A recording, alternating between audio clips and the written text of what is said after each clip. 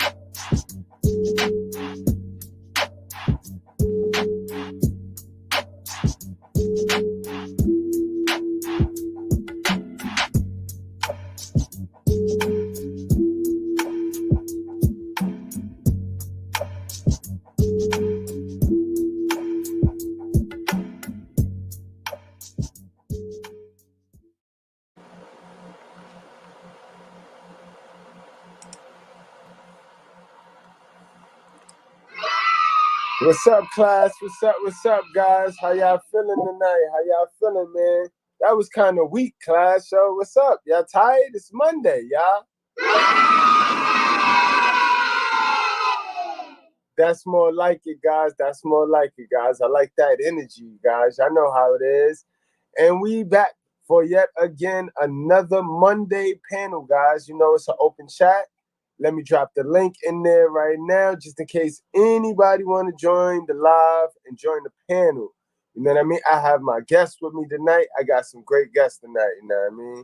Definitely got my boy back with me tonight. I got a prediction, a session back with me. I'm gonna get his name right. I'm gonna get his name back. I'm gonna get that name right soon. And guys, I got my cousin. My cousin is with me, guys. I got my girl Angie. I call her Angie, you know what I mean? And she in the house. So let me bring those guys in right now for you. Salute, guys. How y'all doing? Welcome to class.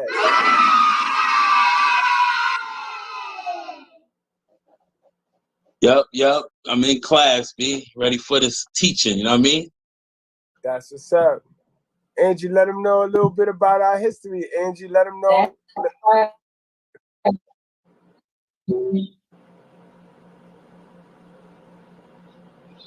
All right, Angie got a little bit of technical difficulty. So when Angie fixed that, she definitely gonna introduce herself properly to you guys. But this is my little cousin, guys. This is my little cousin through my little cousin. You know what I mean? You get that? So we family, like we really family though, guys. You know what I mean? On some GJ. So we definitely trying to break the curse in my family. You know what I mean? We definitely like the truth. We like the truth.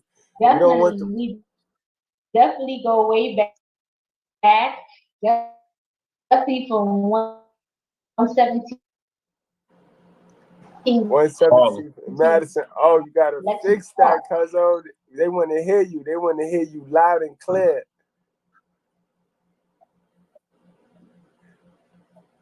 Are you on your laptop, cuzzo? You might have to switch to your phone, cuzzo. For some weird reason, StreamYard works greater on the phone than the laptop, even with the visual. So we're gonna let you take a minute, cuzzo, and you figure that out. And then come back to us, cuzzo. Definitely come back to us, cuzzo. All right, but my guy, yo. So today we here and we trying to talk about. We want to talk about the shooting. We want to talk about the Buffalo shooting, guys. We all heard about it. And one thing I want to salute my Goodbreads, because I was on my Facebook and I was looking. I was waiting. I ain't see none of my Goodbreads out there promoting that bullshit hate. I ain't see none of my Goodbreads talking about what they gonna do to the white man and this and that. It was low key. Like nobody was really distracted by this shit right here. Yeah. What about you guys? Not at all, bro. Not at all. I ain't caught up in the distraction at all, man. Really, I could be honest to say that. They put another distraction with the church shooting in Laguna, like we was talking earlier, but it's like they trying to make the blacks more emotional with seeing that, like we've seen the video. I sent you the video and shit like that, and you was like, you already seen it, and I say how they wrote on a gun, NEIGGER, Black Lives Matter this, and I just looked at it, I said, wow. So I said, then the video deliberately cuts off after he apologizes to the white kid because he flinched and he was like, no. And he said, yo, I'm sorry, and walked away. So I said, okay, they're going to play on, they're going to play the narrative real well. Right. Yeah. They're going to play it real well. They got a lot of people's attention with that, but not, I don't think BLM's coming out of nowhere. I don't think they come out. The jig is up with them. They're not coming out, bro. What you got, Ed? I agree. Yes, actually, I'm sorry I dropped off, technical difficulties, but I'm back. And yeah, actually, I do want to introduce myself. Yes, I'm actually your little cousin. We go way back from Harlem World, 117 between Lexington Park. You already know. Harlem. Harlem. Definitely. Hold on, we got another classmate. That might be. Oh, that was all right. No, we don't. Not yet. I was about to say that's gonna be the dean pulling up. Not yet. Good word. We go way back, man. We go way back, cuz. Yes, we do. But to address that situation, I say I agree. I think Black Lives Matter. I don't think they will come out for this one. We don't know because it's just crazy how this happened. And it's like similar to all these other situations with these mass shootings. It's just nuts. It's crazy how they just coming out and just shooting because of a hate crime, as it's called, a hate crime. Right. And it's sad because we like when we shoot each other, that's hate. That's hate. We don't have a hate crime for when we shoot each other.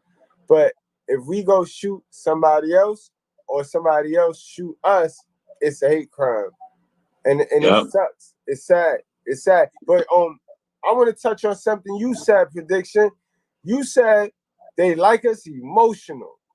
And I want to play a video. You know, I gotta let my girl Candace speak. I can't do a video without my girl Candace speaking. But she said something that was very key. And all of Black America need to listen to this right here, because this is the blueprint. This is what go down. This is how it go down. This is what they like. All right, guys. So let's break this down, guys. This is a real quick short. Educated mind can't be enslaved, so they have to make sure that we remain uneducated. They like their minorities emotional and reactive and not logical and rational. And so the challenge that I ask all of you minorities here today is, when you see a story on any headline and it makes you feel something, stop right there and think first. In 2016, I had to do that because I was hurt. Just like you heard Brandon talk, I was hurt when I watched every person in this room felt something when we watched people bleeding out in cars because of a police officer. But then I stopped and I said, why? Why just before an election cycle are all of these liberal networks only showing this? And I looked at the statistics and I said, my goodness, as a Black person, I have a higher chance of being struck by lightning than being struck by a police officer unarmed. Why are they showing this? Because when you are emotional, you are able to be manipulated and you are able to be controlled. Bingo, that was the key right there. When you are emotional, you are able to be controlled, guys. I tell you that all the time, guys. And remember the emotions: fear, thirst. You know what I mean? Those are emotions. Those are our biggest emotions that they play on. They play on our fears and they play on our thirstiness all of the time, guys. And we gotta understand that. They have studied us in Black America. They have studied our Black American culture. You know what I mean? They studied us to the T. They know what make us tick. You know what I mean? And this is what makes it sad, because I gotta tie it into my relationship, guys. This is what makes it sad. It sickens me to see so many women shouting, I don't need a man, blah, blah, blah, and buying into the feminism when shit like this. Now, if this wasn't a stage event, it'd just go to show you how easy these people feel they could walk on into our community and kill us. Yeah. They know the leader of our community right now. The leader of our community is a woman. The Black woman leads the Black community right now. There's more Black women than anything. And they represent the leaders. They're the mothers of our community. They represent our community. And if they're yelling at the top of their fucking lungs, I don't need a man, what do you think these other races, how do you think these other races feel about us, the men, that these women yell to the top of their lungs, I don't need a man? And then they do shit like this. So it's like women take themselves from the protection, from under the protection. What you got to say about that prediction? Pretty much, like when you threw the relationship situation in, they do downplay Black men in our community all the time, right? So, but when Kevin Samuels brought those statistics that he said about 51% of Black men aren't married, and he said another 60-something% was childless as Black men. And he said, what do you mean you can't find a man that doesn't suit you? So when you intertwine that with now the Black woman needs protection when a certain situations come across, now they stating the Black community needs connection. But Candace is right, because they only really mention this all the time or bring this reoccurring situation during election time or midterms. And who's failing at the approval card right now? Joe Biden. He only has a 32% passing rating right now. I believe that's what they call it, a passing rating, or acceptance rating from the American people. So he fucked up everything.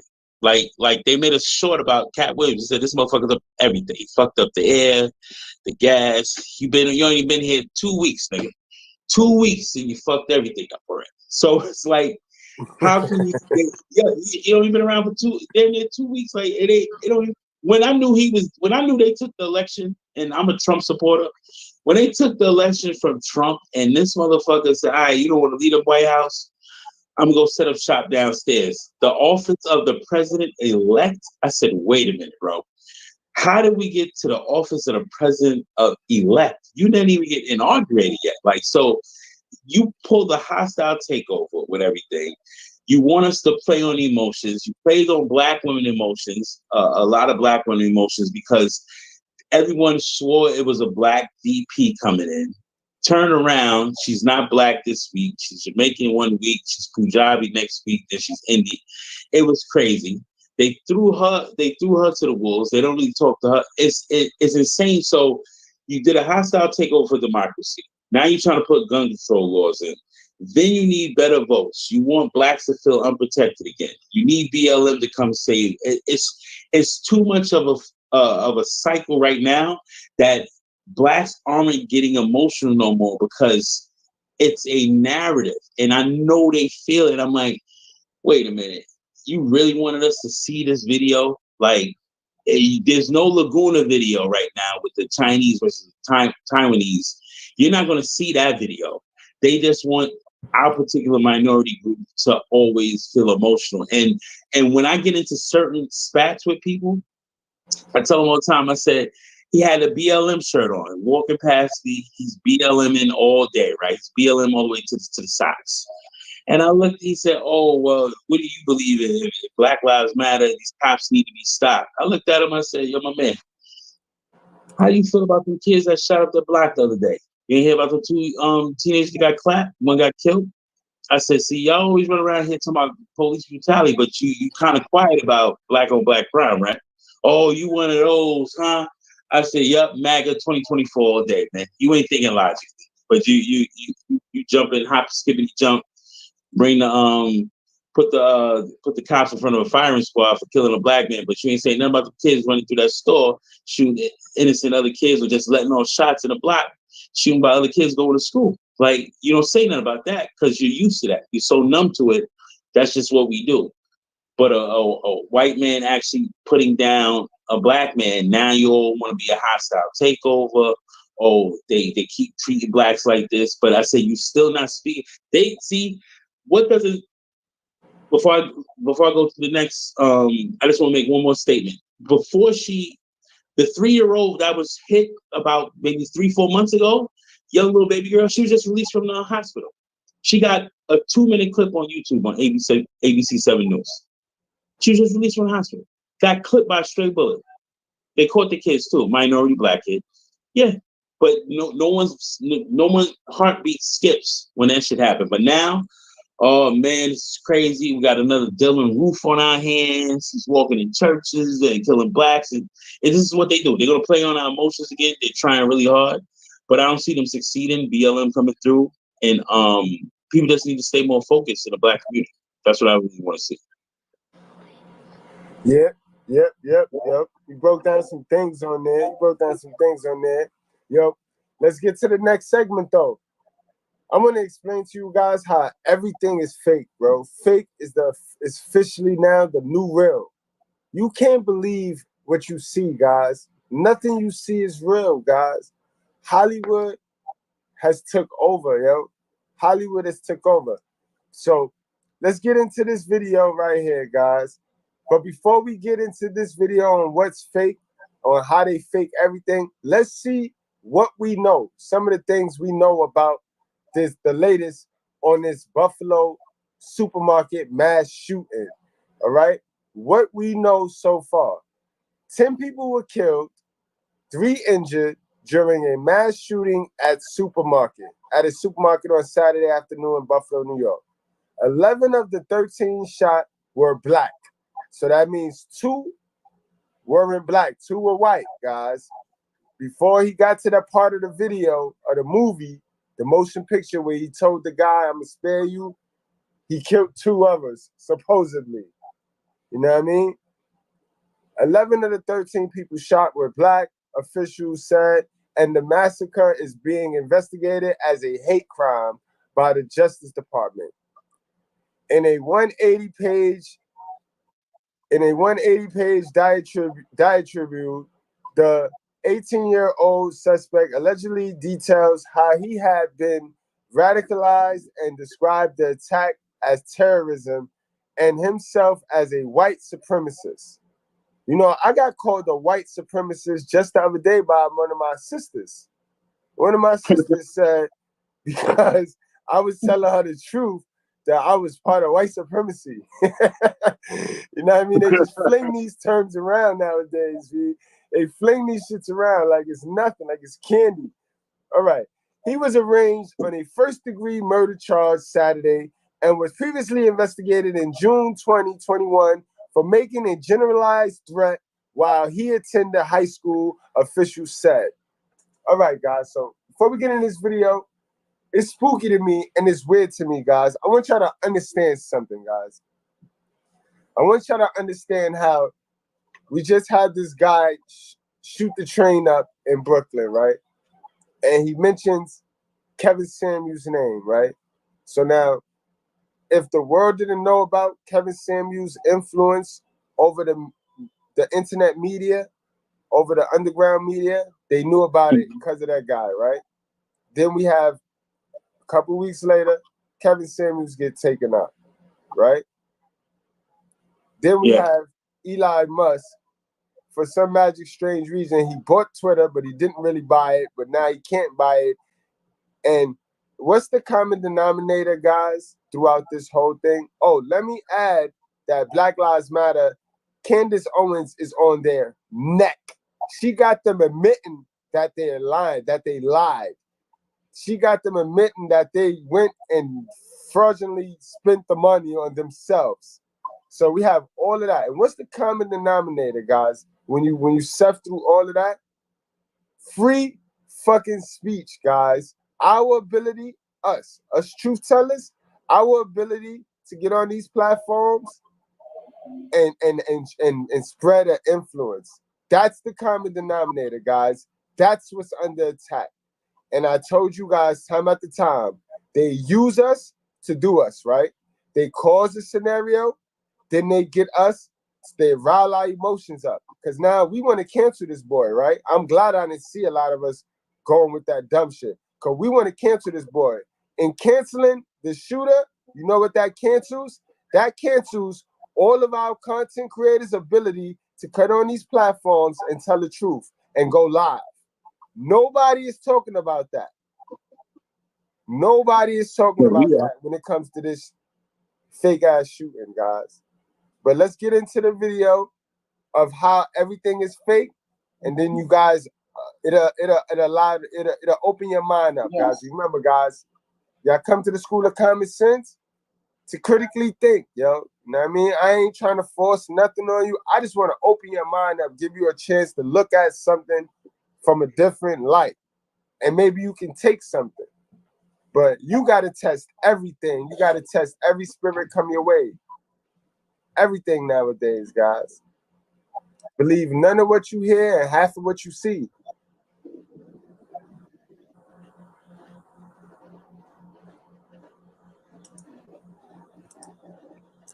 Let's get it. Let's get it on.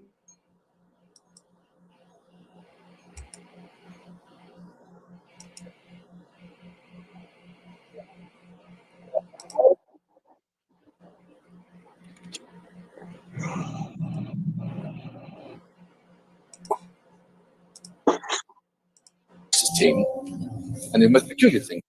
Oh my God! Today we were running an exercise for a company, bearing in mind, and we. Guys, whenever y'all want me to stop it or y'all want to chime in, just let me know. Just give me the signal and something, and I'll stop it and y'all give y'all a breakdown on it. Copy. Sat everybody down in the city, 1,000 people involved in the whole organization, but the crisis team. And the most peculiar thing was we based our scenario on simultaneous attacks on the underground and mainline station. So we had to suddenly switch an exercise from fictional to real.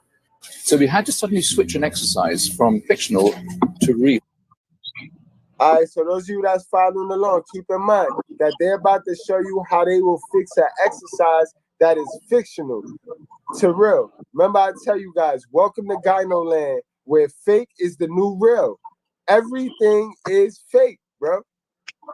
Because y'all want the fake shit. The fake shit is the entertainment. The real shit is the education. and the education is boring to y'all.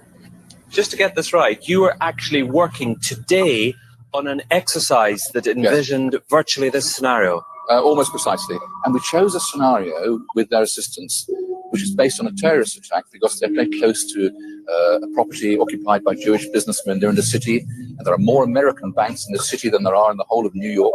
A logical thing to do.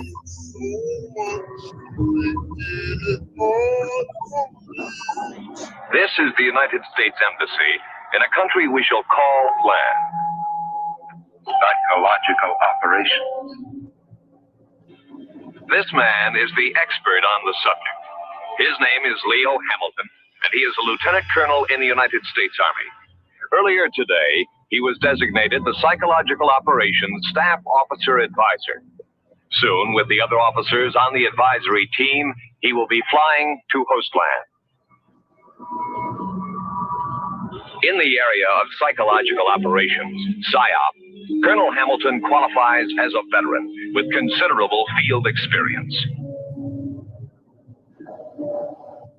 Now he is building on that knowledge, supplementing it with specifics concerning host land, its geography, its economy, its governmental structure. 50-something women. Guys, that was key right there. You see how they break us down? You see how they break it down into segments to know how to attack us, so they know how to plan their attack. That was key. That was key. That was a key. That was key information right there, guys. Your money, or family, or above all, he is concerned with its people, their way of life, their religion, their culture, their sense of national identity, or lack of it. He must know the people of host land, for their minds will be his primary objective.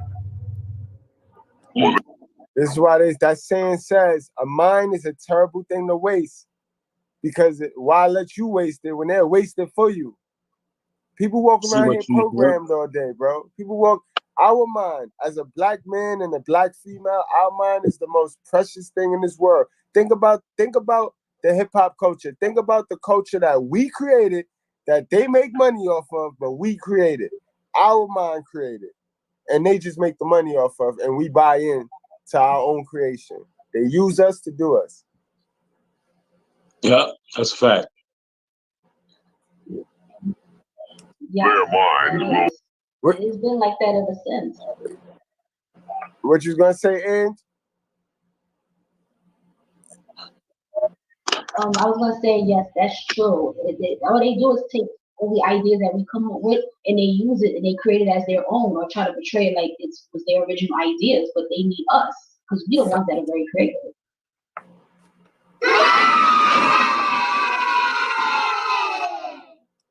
Will be his primary objective. As promised by the ambassador, a team of American military advisors arrives in host land just a few days after that country's official request for assistance.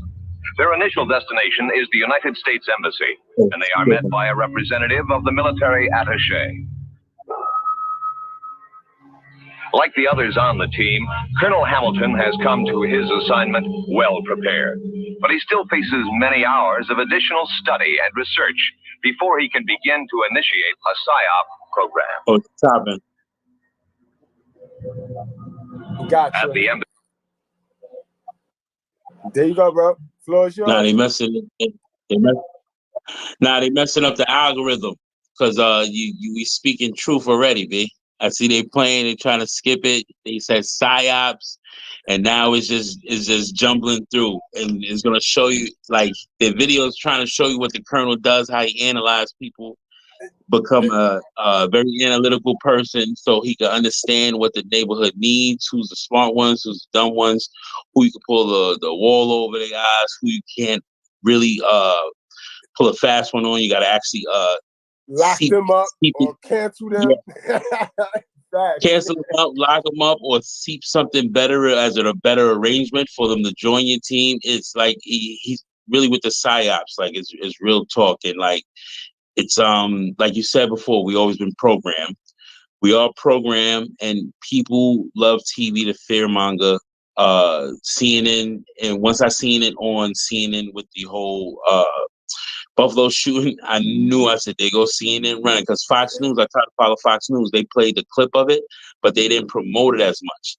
So that's why I do shout out to Fox News and stuff. And CNN always been a propaganda push channel, and they will run with the racism antics and stuff like that. Like you said before earlier, it's choices that we make. You hit rock bottom, that's your choice. Ain't nobody playing victim.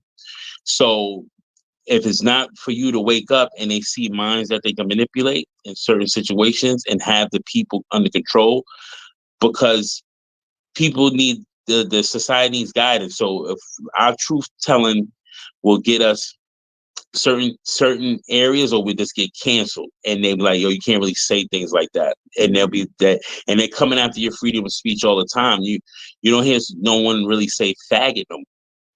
Like faggot in the, like, yo, shut up, faggot. You know what I mean? They don't. No one says it in public anymore. You can't say it in public. You can't get locked up for a hate crime. Like, they've been coming after our freedom of speech for a long time, and this is how they're gonna do it: manipulate everyone into fear and take full control. That's a fact. Now, my question is to you, Ange. How can me, your cousin, Mr. Goodbread, connect with the majority of our sisters? Because the majority of people in our community, the Black community, Black America, are women. How can I connect with our women more to inform them that the attack is really on them? Us men, we get caught up in the attack on y'all being thirsty because we can't stay the fuck away from y'all women who are highly programmed, majority highly programmed. How can I connect with the women more? You know what I mean? I see I need to tell you, cuzzo already knew what I was trying to do, but can you give the women that may be tuning in on the borderline of fucking with me or not fucking with me, or can you just plug me, cuzzo? Give me a plug, cuzzo. Okay. Well, what I can say in terms of the female perspective is that it's more about what is like really like that guy, or what's really popping today, because you pretty much see, like, as Kevin Samuels kind of mentioned, that high value man is one aspect that could really grab a female's attention, because it's about who's that guy that could basically take you to the next level, who can level you up. Right. And let me tell you one thing. I think this is where I want to say I will kick the shit out of Kevin, because I think he confused a bunch of people, right? The guy that the women in our community, in the Black community, need to be looking for is the alpha man, not this high value crap. The high value man, just the dude that got money, and because he got money, he think he can control y'all. All that's gonna happen is you're gonna attract a high value man, and his hell of a son traits gonna kick in, because he's the high value man.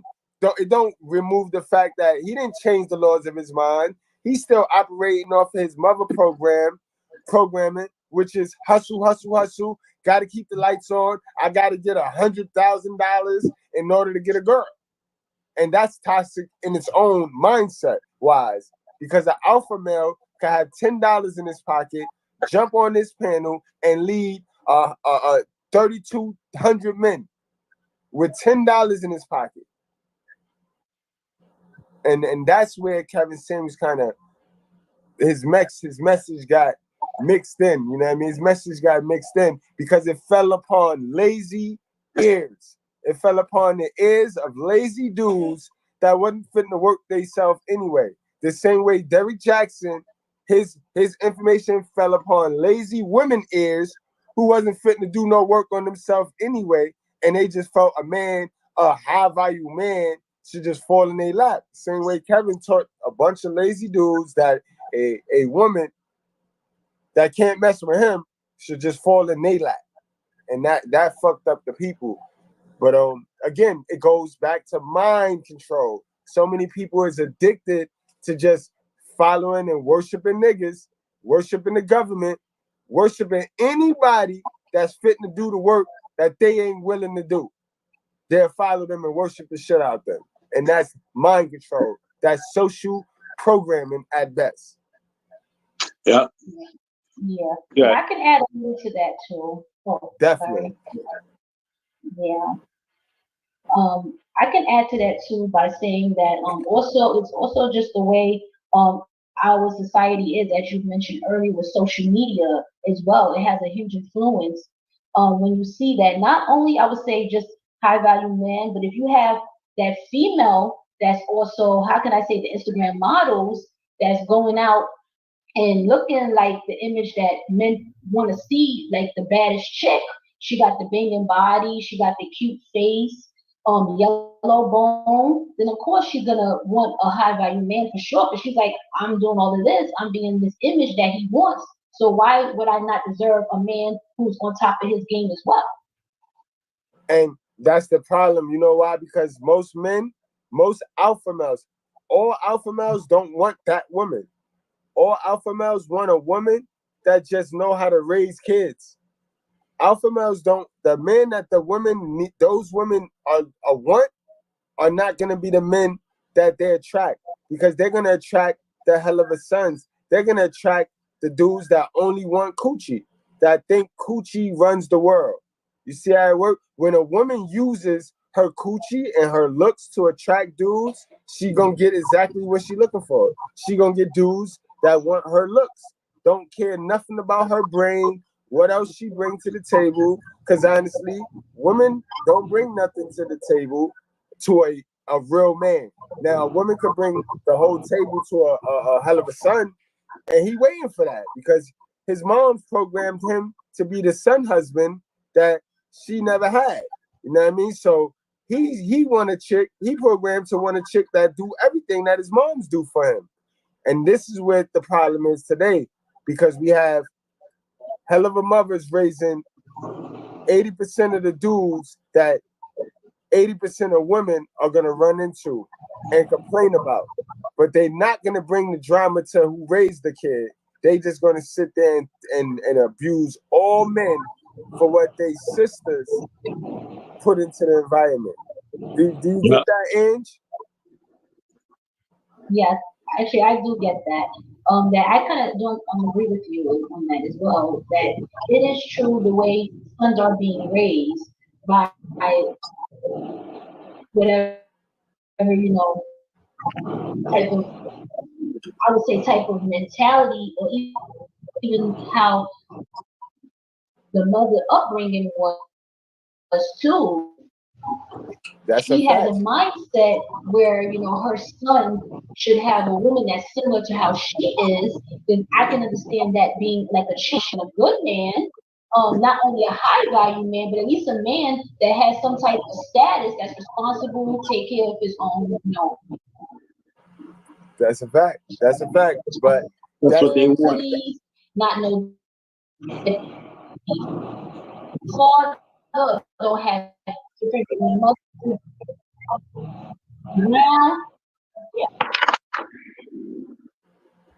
That's what it mainly come down to. It mainly come down to the father's absence. That's the number one problem in the Black America. No dads is in the crib. To me, I would say that the average man could get a certain type of chick as well.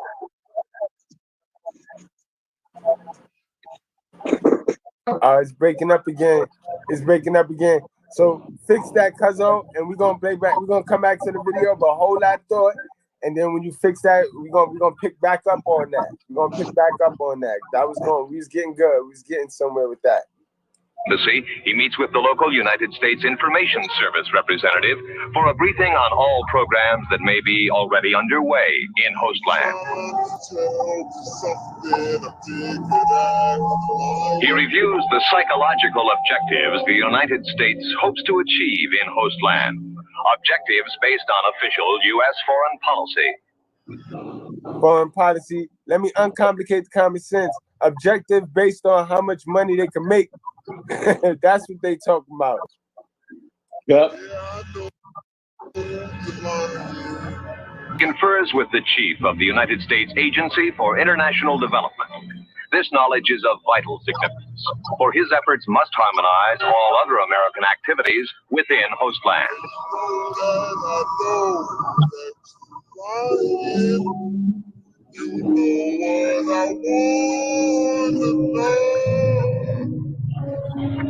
Writers and publishers.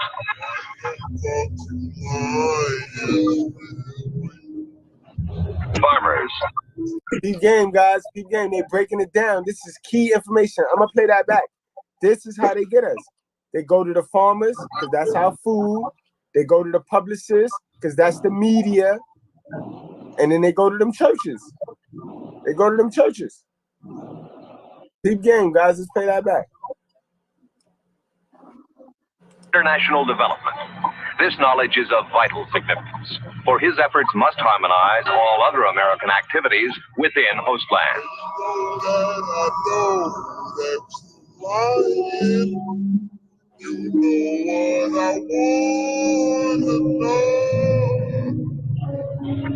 Writers and publishers.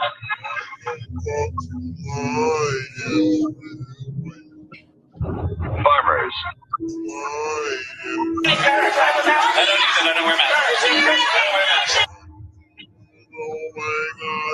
And religious leaders. The church tells its parishioners, no vaccine, no service for you. Each will have. You see how the church control the people? How the fuck? Why would you say if you don't get the vaccine, if you don't get what my boss is telling you to get, then God ain't gonna give you a blessing? Now you telling me that's not a business, bro? You telling me they not pimping the people, bro? How would you? How can you say that, bro? So you can't go. You can't get God's blessing. You can't get no prayer if you don't get a vaccine. That's crazy. To me. It's crazy, bro. Like I've seen this shit, man, and I said, "Wow, this psyop thing is crazy, bro." Because I'm just realizing, you see the lady in the supermarket. You see how this guy was bombarded because he didn't wear his mask. And he says, "I'm having a mass protest." Everyone, see, they don't even need the cops or any type of law to come down to you.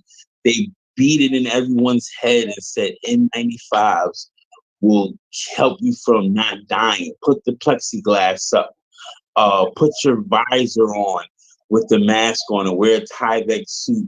It was like, it's like watching the movie Contagion when Jude Law was walking around with the full bubble on, right? So they don't even need to actually enforce anything. They fearmonger you so much, beat it in your head that you needed toilet paper, that you was punching somebody in aisle 8 in the face for the last 12 pack of Markel, right? you hit someone with a shopping cart because he walked past you without a mask on. Oh my God, you don't care for my safety. You should wear your mask. And when they told me that, like y'all went into so many spots, no mask, no service. I like, all right, don't worry about it. I'll make a U-turn right back outside. Go home, make some sandwiches, some PB&J. I'm good. I'm good. I'm not conforming for anyone. So even when I was at work, they were like, "Oh, Dwight, your prediction, you're masked." And I look at them, I said, "Well, I'm vaccinated." And I walk off, right, and say, "Hey, you don't have to be next to me, bro." So they beat it in your head so much. And this reminds me when I told you earlier, in my other job, she catches the attitude because we had to get her off stage so they could do a graduation rehearsal. She's homeless and she's on drugs. So I work in a park, and this is what they do. She catches the attitude because she don't think graduation should be held at 3 in the afternoon. And I'm like, wait a minute, you're entitled. You don't pay taxes. You survived the whole COVID.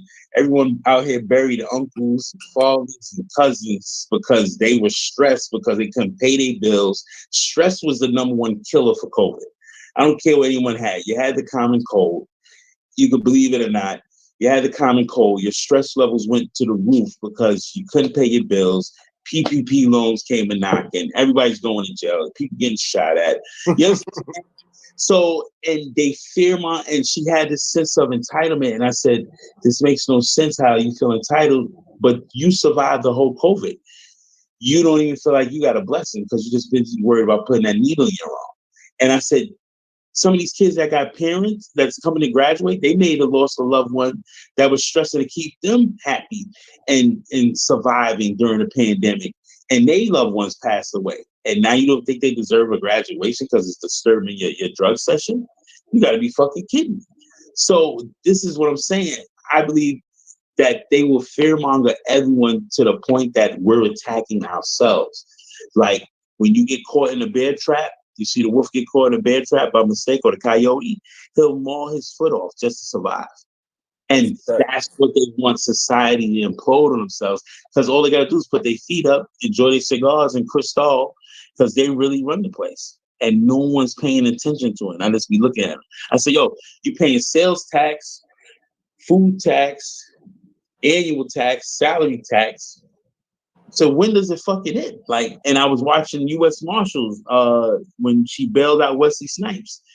She said the fucking taxes the Americans pay in this country, healthcare should be free. The nurse, the aide said, yeah, you got my vote, sister, but you're still $17.56 short. Like, it don't matter at the end of the day. Cash is king. They will fearmonger you, take all your money and your assets so they can have full control of everyone. And that's what they want. Like Carl Schwab said, he said, you will own nothing and you will be happy. And this is what I be trying to tell everybody. You're not going to own certain things in the near coming futures. We're not going to be normal no more. This is not normal seeing dudes run up in broad daylight with sledgehammers to a fucking jewelry store window because these guys is hungry. They hitting people, and when the chief, the sheriff chief in Beverly Hills say, "Yo, it's open season on rich people," it reminds you of the Dark Knight Rises, where they threw all the rich out of Fifth Avenue and Park Avenue houses in New York, and everybody started going crazy because society imploded on itself. And Bane did that in 1 week with his psyop. These guys have been doing it for hundreds of years. So it's not stopping. It's not stopping. It's not stopping. It works. They're going to go with what works. You know how they say, go with what got you to the dance? And that's what they're pretty much doing. That's what they're pretty much doing right there, man. Have a perspective that is peculiar to his own particular group. Problems, real or imagined, will come to the fore. This face-to-face, eye-to-eye confrontation with the population provides the PSYOP officer with a tool that is essential to his job. Insight, a look into the minds of a people, a working knowledge of their individual and group needs, attitudes, and ambitions. I execute judgment on you, COVID-19. I demand a vaccination to come immediately. Yes. Hallelujah. Look at this shit. Call peace, who is also the Prince of War. Private me. Yeah, you see that? Like it's just a movie. Like, these guys are fucking paid actors, bro. As with most countries that find themselves in the midst of a communist-inspired insurgency, Postland has a population with a doubtful sense of national unity.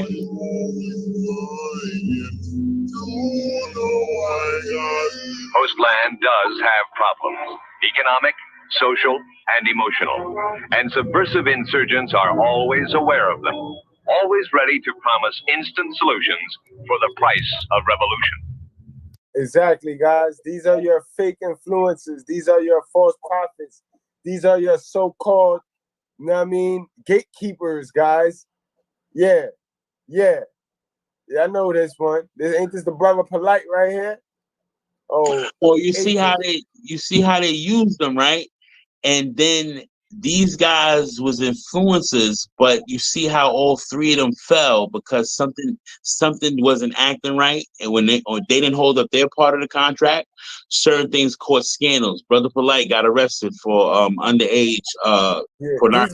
That's because these guys sell their soul and they make promises that ain't no man but God can surpass, bro. No man but God can make it happen. And these dudes they get greedy, they see that money, and they start making promises to government saying zaddy that they cannot cash. and that's the problem. And when they can't catch that, he get their ass, and that's their problem. That's their business. Got him. Got Young Pharaoh. And what's her name? Unwind. What's that? Tasha K. Unwind with yeah.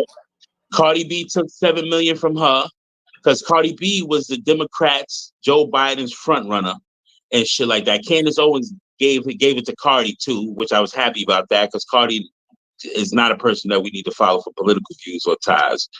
And she took $7 million from Tasha K. Young Pharaoh, he got arrested and then supposedly he got evicted from a place, or his baby moms brought him up with charges for abuse and shit. So they went right after them, and I see how they fell too. Because Young Pharaoh, he fell from Grace of YouTube. He really fell. Because I used to watch him a lot a couple of years ago. But all them blue check niggas be falling. Because remember, this is why they got the separation on Instagram and on these platforms where you got the blue checks. I don't trust no blue check. Blue check to me mean you sell your soul, bro. You will sell me the fuck out. That's what blue check mean. Blue check mean government saying Zaddy fitting to knock on your door because you got a big influence over the people. And he gonna want you to spit his agenda over your people that you influence. And that's what go down. Like even it's still up in the air on our boy Kevin. Yes, he the godfather the most, but it's still in the air. Who don't know? We don't know if he was an agent at some point. They knocked on his door and said, hey, bro, you got an influence. Again, remember, guys, peep game. What is the common denominator in all this shit we talking about today, bro? Freedom of speech. Media influence. Yeah. Oh, media influence. Right. They want the control over what the people, and now they starting to see that us little fish, us little YouTubers, we got pop. We got control. We got influence more than they little radio stations, more than they little TV shows. People coming to YouTube. Kevin Samuels showed that. That's one thing you can't take from that man. He put us out there. The cat is out the bag. Facts. They're coming for us, guys. They're coming for all us truth tellers. That whole influence, that whole audience that got the people's ear. They want the people ear. They want the people following their foolishness. So they be damned if they get a little black nigga telling the people the right thing to do for free, for donations. Oh, hell no, they ain't fucking with that. Oh, hell no, they ain't with that. Yes, that's fact. That is. That's why they say nobody wants to hear the truth. Nobody does. It's better to say a lie and make up facts that's not even like really proven. It's all about just making people want to hear you out. Just tell them what you want to hear. Basically, that's all it is nowadays. That's what it's about. It's go along to get along. People have grew a herd mindset. Nobody has this pack mindset anymore. Everybody got the herd mindset, where it's go along to get along, so I don't ruffle any feathers. I don't want nobody to criticize me. And honestly, guys, no race is talking about us but us. This is why I say black lives don't matter, yo. You know what I mean? Because we're the only ones that we got to look out for. We're the only ones talking about people. Oh, look at his sneakers. Oh, look at his house. Oh, why he got that coat on. Oh, he ain't buy a new coat. He had that coat for 5 years. We the only ones sit there and talk about each other, and it start within the family. Niggas talk about family members more than the outsiders, and then it's spewed to the outsiders. So it's the gossip and shit that we do inside of Black America that make no sense and that slow each other down, because that hampers the other person's growth. Because now you got a motherfucker that don't even want to grow because he don't want nobody to feel like he think he better than them. Fuck out of here. I don't know who taught so many people how to be stupid, but I'm not. Yeah, I really think it has a lot to do with brainwash too, because because also from the beginning of time during slavery, when we were brainwashed to not only love ourselves but accept one another, and we've been separated also by skin color. So of course you're gonna have someone, for instance, where you have a light skin versus dark skin, you're gonna hate on each other because you feel like, oh, well, that person's more accepted than the dark skinned sister is because she's closer to fair skin or closer to what the white man accepts. And that starts way back all the way till pretty much now. It's the same thing, just history repeating itself over and over. And that's why we learn to hate ourselves, judge ourselves, look down on ourselves. And that's just how it's been, beginning of time. And I feel like it's, you know, it's going to take a whole lot to change that. That's a fact, cuz I agree with you, because for so long we've been it's like the longer it took to program us, the longer it's going to take double to unprogram us. And remember, we only get a 40-year window from the time we 20 to 60 to make a real impact. You know what I mean? And that's the problem right there. But let's let this flow through, because we got a full show tonight, yo. I got some other shit for you guys. I told you guys, get your popcorn, right? In the more urban areas, where there is less dissension and more of a sense of national integrity, subversives achieve only minor disturbances at best. But real grievances must not be ignored. Initial analysis indicates that the target audiences can be broken down into three basic groups: the subversives, the government supporters, and then the big group in the middle, the uncommitted civilians. Any PSYOP effort will have to encompass all three groups. Having mentally worked out, altered, rejected, and then finally accepted. So you already see that them three groups is your Republicans, your Democrats, and then your conservatives. Plans for the military psychological operations program, they now prepare to put them on paper as a formal proposal.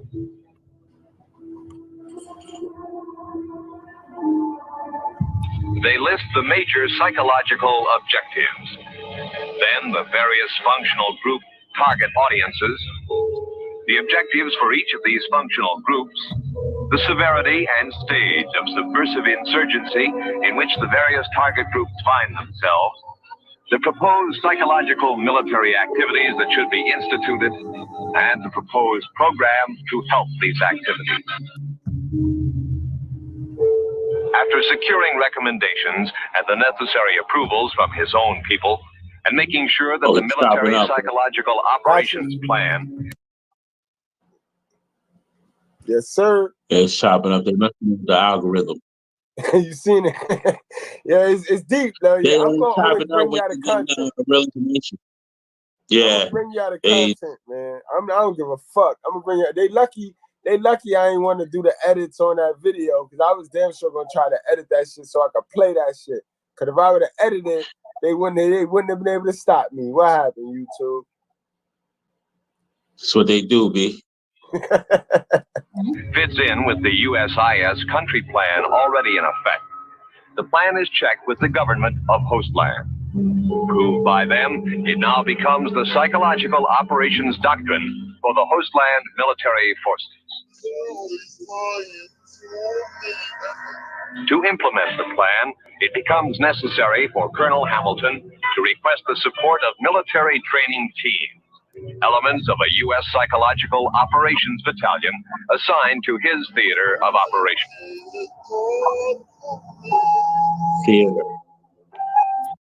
Among the support elements needed are the light mobile printing team with its printing and editorial shelters. That's key right there. That's key right there, guys. They gotta have their own printing team. They gotta have their own printing team right there, because the print is what get the information out there to us, guys. That's what get the information over our desk. You know what I mean? Like, and I used to always wonder why Grandma, she used to love the news, yo. Grandma used to love the news. Remember, this is where the program started. Grandma, the original member. Grandma, she the original pusher of the generational curse. So anything that came over that news was Bible to her. Like, wait, you believe that shit, Grandma? Like, I'm little and I still don't believe half the shit that I'm hearing. But you couldn't tell Grandma that news, that Channel 7 wasn't wrong, bro. Nah, she would tell you to put it on. Put my news on, boy. That's a fact. Put my programming on, boy. I gotta get programmed. I gotta get programmed faithfully, bro. It don't matter.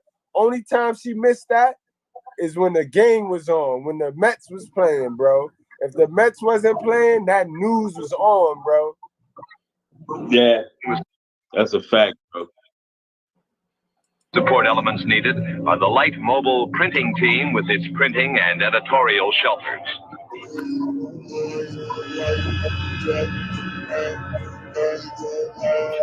Also needed is a radio team to support existing radio stations, particularly in the back country. An audiovisual vehicle will help to increase the effect.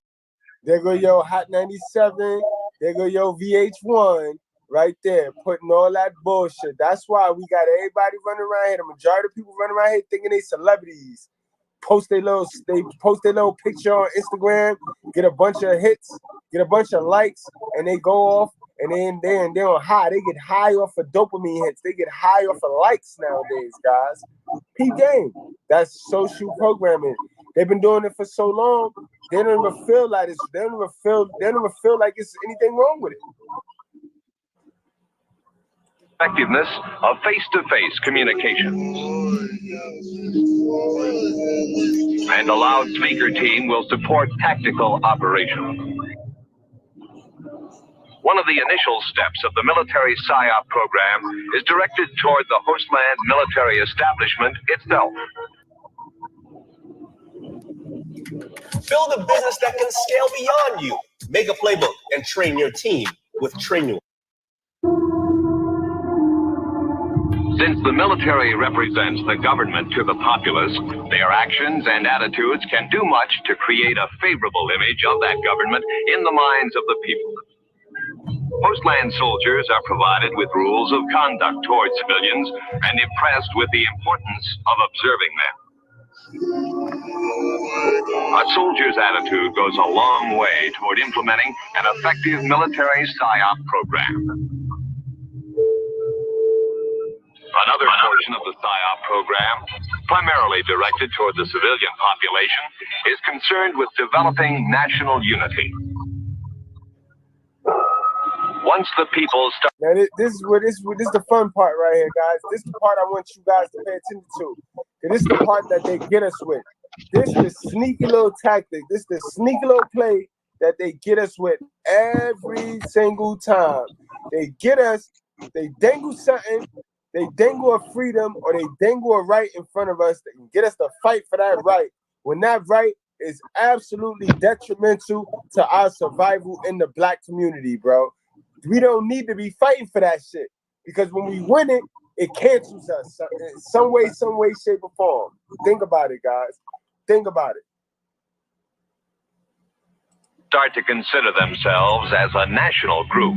Acceptance of their government tends to increase, thus making penetration by subversives much more difficult. The proper conduct of the individual soldier towards the people is a critical factor in creating this sense of national unity. So that mean they gonna play on our intelligence. They're gonna fake it. They're gonna fake on us. They're gonna fake like they for us, but they ain't for us. They're using us, guys. Pay attention to how the niggas in the manosphere operate too. Everybody use the same playbook. Everybody read from the same playbook to get your stupid ass, bro.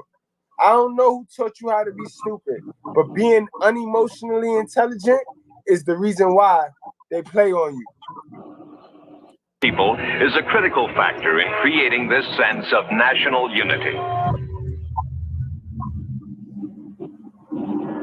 There go your stars. Touring groups of performers are used to attract attention. They are particularly effective in remote areas. There go your blue checks. There go your blue checks. Entertainment or diversion of any kind is eagerly awaited.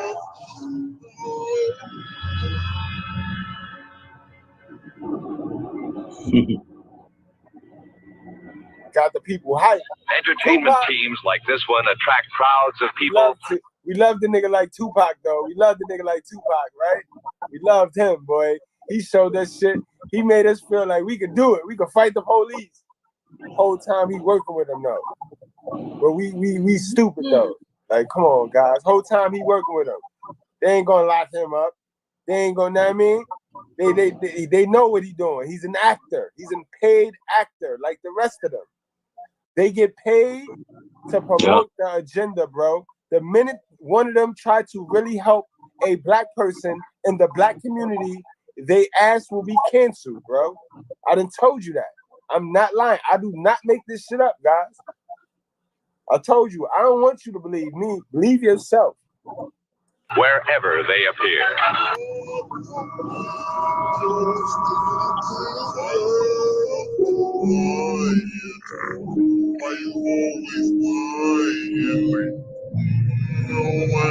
Man.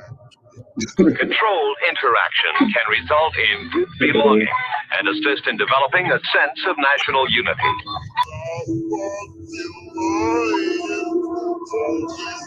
A continuing effort is made to link the PSYOP program with progress to help the people help themselves. This makes them see the military and the help the people help themselves. When have they ever helped the people help themselves without slapping us right in the back of the head after? Exactly. And providing the weapons for us to kill each other too. Facts. Or the drugs to get us hooked with, or the social media outlets to get our kids addicted to the bullshit. Because let's not forget now, social media is the worst, the most dangerous, unrestricted drug in America, guys. The kids is addicted to it. You ever seen a little kid fiend get his phone took? How he act? We're gonna get into it, yo. The video almost over. We're gonna get into one of these kid fiends, yo. The government as positive images. Throughout these efforts, the PSYOP program keeps the people informed. They are told what is being done. There you go. There you go. That's the shooter. That's the mass shooter right there. That's the mass shooter. That's Dylan Roof. That's the one that they did. That happened in 2000 and this was when Barack was in office, I think.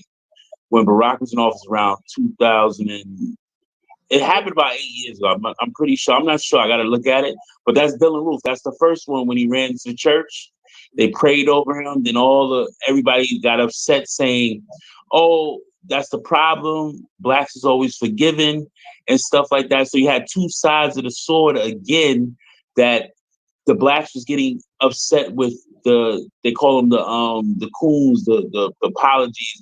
We forgive. She go to court. I forgive you, Dylan Roof.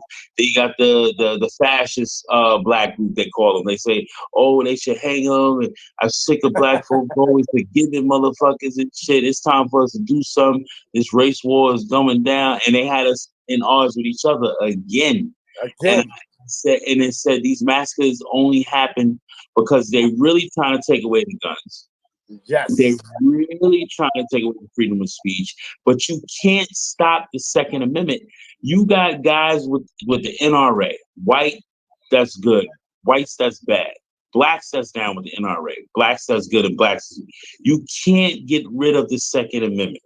That's number one. You got patriots that died over there to keep the Second Amendment favorable in the States. So you got Australia, the way they're being treated. You got Shanghai, China, Taiwan, Grenada, Belize, Chile, Venezuela, the way they're treating their people for these lockdowns. You can't travel. They're actually took their guns long time ago. So there's only revolts with rocks and Molotov cocktails in the fucking streets. But you can't do that in America. They're like, that's impossible. I'm not giving up my gun. See, the Supreme Court was supposed to vote today. I didn't get a chance to see it. I think they're supposed to vote today or vote this week on actually the laws in New York and certain other states that a person can carry hold a firearm in their home, get a permit for that, and travel to each home that he resides in to protect themselves. They're trying to stop that as well because you can't do no knock warrants and not be able to shoot. Same thing what happened with Breonna Taylor. Her boyfriend shot the cops. So if you got a gun, you're going to shoot back. Instead of us, and like Texas, everyone open carries in Texas. You've been on Texas, they open carry. They live by that. Certain parts of Florida, you got the stand your ground rule. You come in the house, they shoot you. The sheriff, the sheriff in Palm Springs said, "Do me the favor." He said, "If somebody come in your house, they shoot them." He said, "It saves us on the paperwork." He said that. The fucking Democrats lost their mind when that's not right. You can't shoot someone when they come in your house. Why do the Democrats always gotta be so fucking sensitive? Who taught them how to be so? Who taught them how to care about shit that ain't their business? Like, who taught them how to be pity? Who taught them how to feel sorry for people? Like, like who? What's up with this feeling sorry? Who taught so many motherfuckers how to feel sorry? It's the Democrats into the church. The church wants you to feel sorry for someone and show empathy all the time. But it's some niggas that need to get burnt at the stake because they're walking around here as pure evil.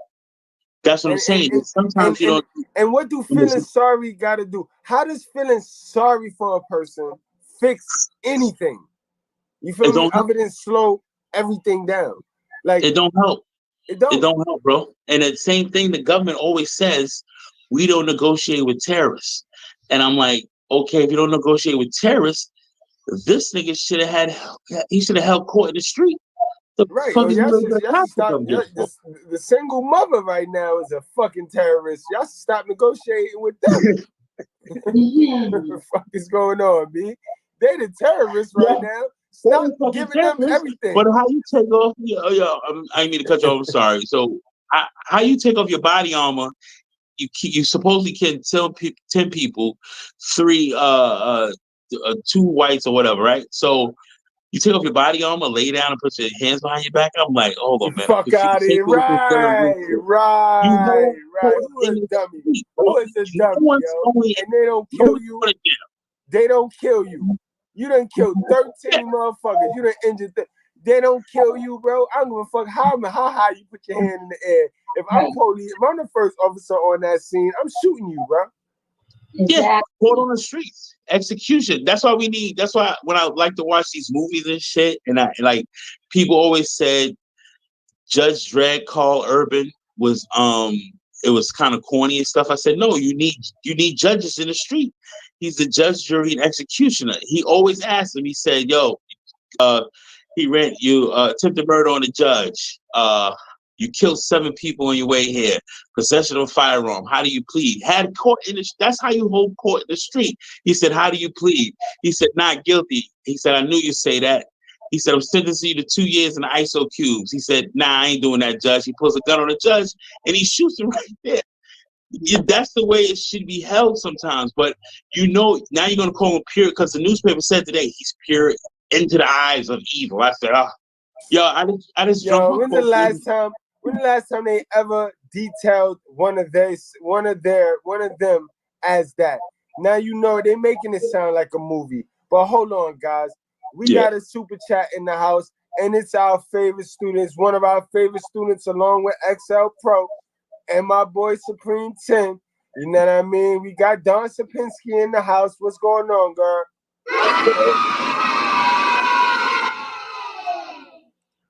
But yeah, yo, it's crazy out here in the field.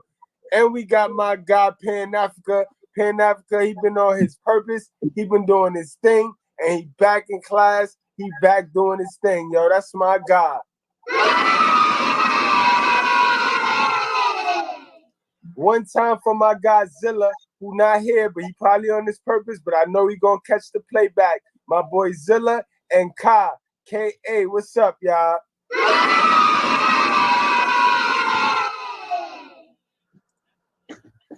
Where was we at? I just be having a good old time in class, yo. I just be having a good old time teaching, letting everybody know the fucking truth, bro. The truth is really my love language, cuzzo. Like, if you're not gonna come at me with the truth, you know what I mean? Then I know you don't love me. Then I know you bullshitting with me. You got the herd mentality. But I love the truth. And I tell this all the time. I'd rather the females inbox me and ask me what I mean than to form an opinion about me. When I'm only trying to bring them the truth. I'm trying to show them how they getting played. And you know what's sad? Because I come across a lot of women who have sons. And even if they triggered by my information because I'm calling out how they move, the least you can do as a real mom, dad, parent is let your son get access to this information. Because I can guarantee you the black community is poor and there's no money in the black community because all we doing is passing child support checks from one last name to another. Let me uncomplicate that. If I pay my daughter and her mom's child support and my daughter mom's has a son, when he get older, he's going to end up paying all of that money that I took and paid for my daughter.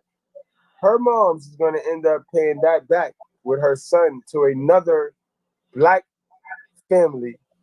And this is the cycle, the generational curse that is repeated in the black community.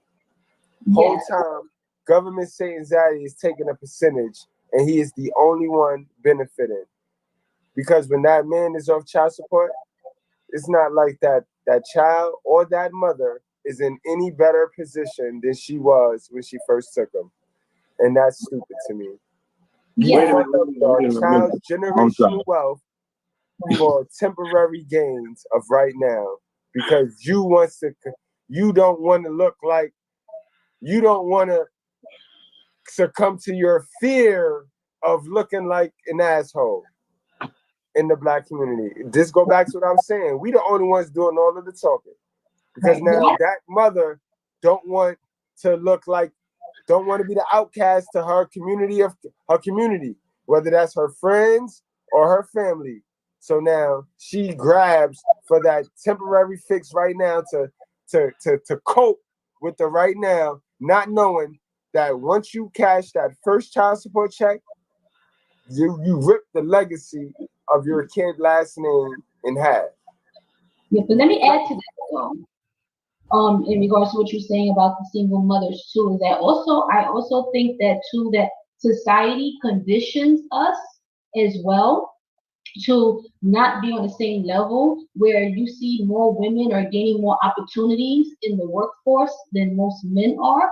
So let's say, for instance, a woman works a corporate job, even though they say the man has the higher pay check or makes more money than the female, but the female has more advantages where she can get promotions and she can actually be promoted to be a supervisor or a boss, or she can work for the executive or the CEO. So if the woman makes more money than the man, or she has a higher status, that can also kind of like change the relationship in the household between the mother and the father, because now the mother's the breadwinner. So if you have the mother as the breadwinner, then the man may feel like he's not able to do enough for his family. And I feel like that sort of causes a division in the household, and that also affects the relationship of the family dynamic. Absolutely, cuzzo. You ain't bugging. That's exactly, isn't it? It's by design.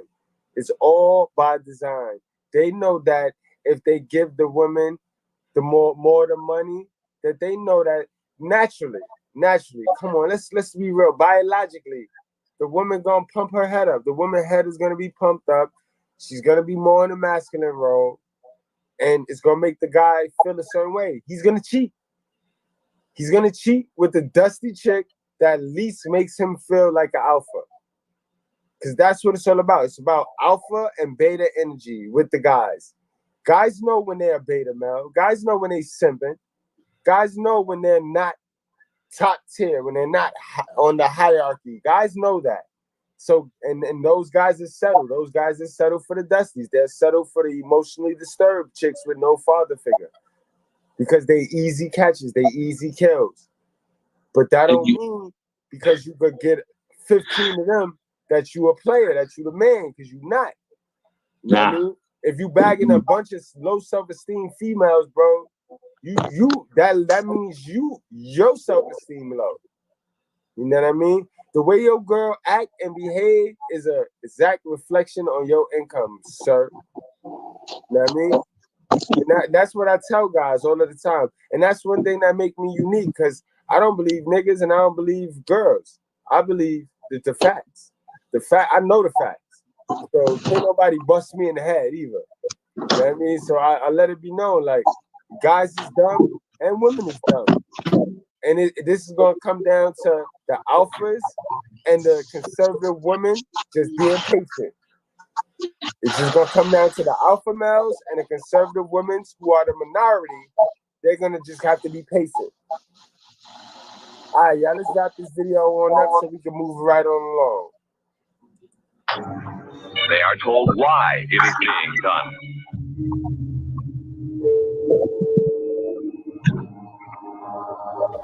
And they are told how it will benefit them. In areas where the insurgent is openly recruiting and receiving aid from the people, an internal security program takes the greatest PSYOP effort. That if it were not for the insurgents, these restrictions would not be necessary, and that when insurgent activities cease, restrictions will be removed. Medical attention for wounded civilians should be made available to the maximum extent possible. It must be made very obvious. You see how they play so? You see how they play so concerned with this corona shit? They play so concerned. Yo, we got the vaccines. We want everybody to get vaccinated. They play so concerned about our health. Yeah, obvious to the civilian that his welfare and safety are of great concern to his government. That they are, in fact, the major interest of his government. The complaints of civilians against soldiers are given full attention. Rules of conduct involving actions of soldiers toward civilians are rigidly enforced. The moment the citizen is convinced that his government is there to serve and protect him, he will begin to support and serve his government. The moment the citizen is convinced that his government is there to serve and protect him, he will begin to support and serve his government. With the PSYOP program underway, it becomes necessary to evaluate its effectiveness. Improvements and changes must be continually made based on the evaluations of current intelligence. They constantly got us under watch, bro. You are looking at the most important man in the world. In America, he is called John Doe. All right, in America, he's called the black man. The fuck is they talking about, John Doe? Let me play that back. I need all my brothers to hear that, bro. I need all my brothers to hear that. Improvements and changes must be continually made based on the evaluations of current intelligence.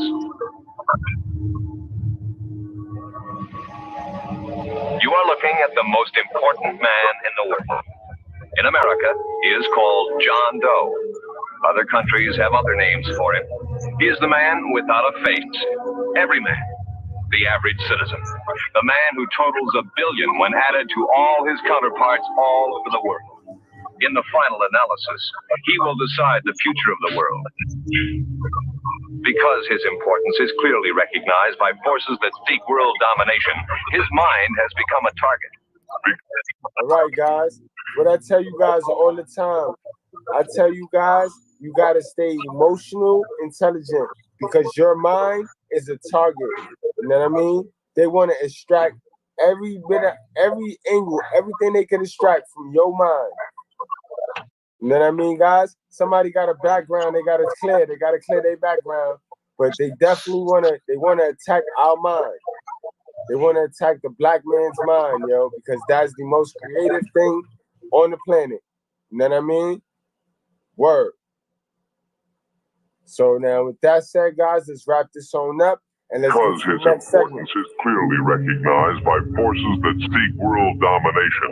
His mind has become a target. All right, guys, those of you that's just now tuning in, hit that like button, subscribe if you're not already a subscriber, and y'all already know we're gonna move it along. We're gonna move it right on along, moving right along. And guys, before we get to the next part of the video, if you are sensitive, if you're a victim mindset, it's time for you to go to the lockers and put your victim mindset up, because we're about to touch on something deeper now. We're about to go deeper into this racism shit. You know what I mean? I got a video and I want your honest opinion on it, because I'm going to tell you my honest opinion. Because see, we have a problem, and our Caucasian community, they don't respect us because we don't respect ourselves. See, we treat the Caucasian community like if they some gods. We treat white people like if they gods, but we treat each other like if we ain't shit, and they know that. And that's the problem. You know what I mean? That's the problem. That's why they flex on us, guys. Because they know we come at them with kitten gloves. Oh, can you please stop? But then we come at each other like, yo, what the fuck, motherfucker? Exactly. And it's stupid, yo. Exactly. And it's stupid. So we gonna get into that, yo. Check out this video that my man Mr. Approach sent to me, and he wanted me to add this into today's video, since we talk about racism and we touching on racism, we talking on that mass shooting. We bringing it in. We going in today. We not even playing with him today. So let's talk about this, guys. Let's get into it. Damn, Don Sapansky, hold on, Don Sapansky, you moving fast. Don Sapansky, salute to you, shorty.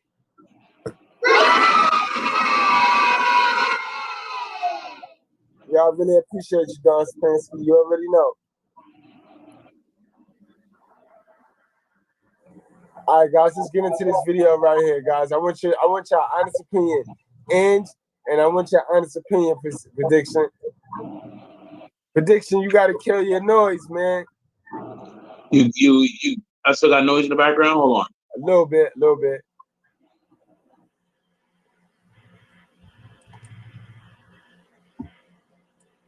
Oh, yeah, so we're about to witness a little boy about to pull up at a black family's crib with a whip, guys, with a whip. He's finna whip some ass. Hey guys, so check out this video of this little boy coming to my house, beating on my door with a whip, trying to attack my daughter. Take a look at this. Also, please like, share, and comment. That little bitch must have did some crazy shit, bro. That little motherfucker came over there with a whip. He was fitting to get her. He was like, listen, I know what y'all do in the Black America. You ain't finna do that with me. I'm just joking, but let's just play. Hey guys, so check out this video of this little boy coming to my house, beating on my door with a whip, trying to attack my daughter. Take a look at this. Also, please like, share, and comment. Little boy, you better get your ass from off my porch beating on my door like this. I will call the police. You need to leave. Don't you ever beat on my goddamn door like that. Go. Okay. Now that's rule number one. That's mistake number one. Because had I been a little black boy coming to see her daughter, she would have violated it. She probably would have put hands on her. She would have put hands on that little black boy. But because he white, she's sitting there playing. And this is the problem that we have in Black America. We sit there and look at them like if they better than us from the jump. Okay. So as the video progresses, my husband goes over to speak to his father about what just took place. Across the street. Take a look at this. You got video? Come over here. All right, now look. Now the dad goes over to the guy, to the neighbor's house, to the little boy's father's house to address the situation. Now he pulled up real nice. Now I done seen two black niggas pull up, and it ain't this nice. This is the shit that I'm talking about. Because had your little white boy been over there on my crib with a whip, I'd have pulled up to your crib and it would have been no talking. It wouldn't have been no talking. The same way if it was a black boy that came over there with a whip to whip your little black daughter, you would have came over to the black boy house with 15 niggas, your daughter, ready to wreck house. But you coming over here to this man's house, real peaceful though. Let's see what happened for being peaceful, for being an asshole. Let's see what happened for being an asshole. Let's see it. Not really. We have it over here on our property. Seriously. He has a gun behind his back. Because you ain't coming over here talking nicely. You're accusing my. Hey, look. He said, get off my property. He said, get the fuck off my property, bro. For one, if that brother was white, if that brother was black, this other black brother wouldn't even been doing all that talking to him.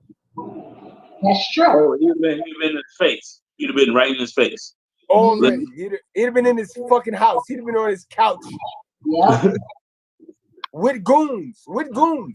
So what's this iced tea on your coffee table? Give me a cup of iced tea, man. Facts. Let's continue to watch. He has a gun behind his back. Because you ain't coming over here talking nicely. You're accusing my son. I'm showing you the video. We're showing you the video. You ain't showing me the video of me scratching your car. Get off my plan. That's my plan. That niggas just showed this man the video because they clearly had the ring. They had the ring camera on their door, and they showed this brother the video of his little terrorist with a whip. Now, that's clearly the shit they beat the slaves with. He had a whip. They showed you this, and you still want to play dumb. And this man's still playing nice with him. Had this been a black brother, he'd have been all up in his mouth already. I guarantee you, bro. I guarantee you, yo. This is why they play us, bro. This is why. Yeah. Baby, get off the vine. Not him worried about this dead ass vine. Thank you. You owe me a plan. I don't owe you shit. Fuck you. He left real smooth too. Real smooth. I ain't never seen a black on black incident end like that after the disrespect that took place. Ever. I seen worse disrespect and it go there. Black on black though. It do, and it be hands too. It be hands on hands. Right.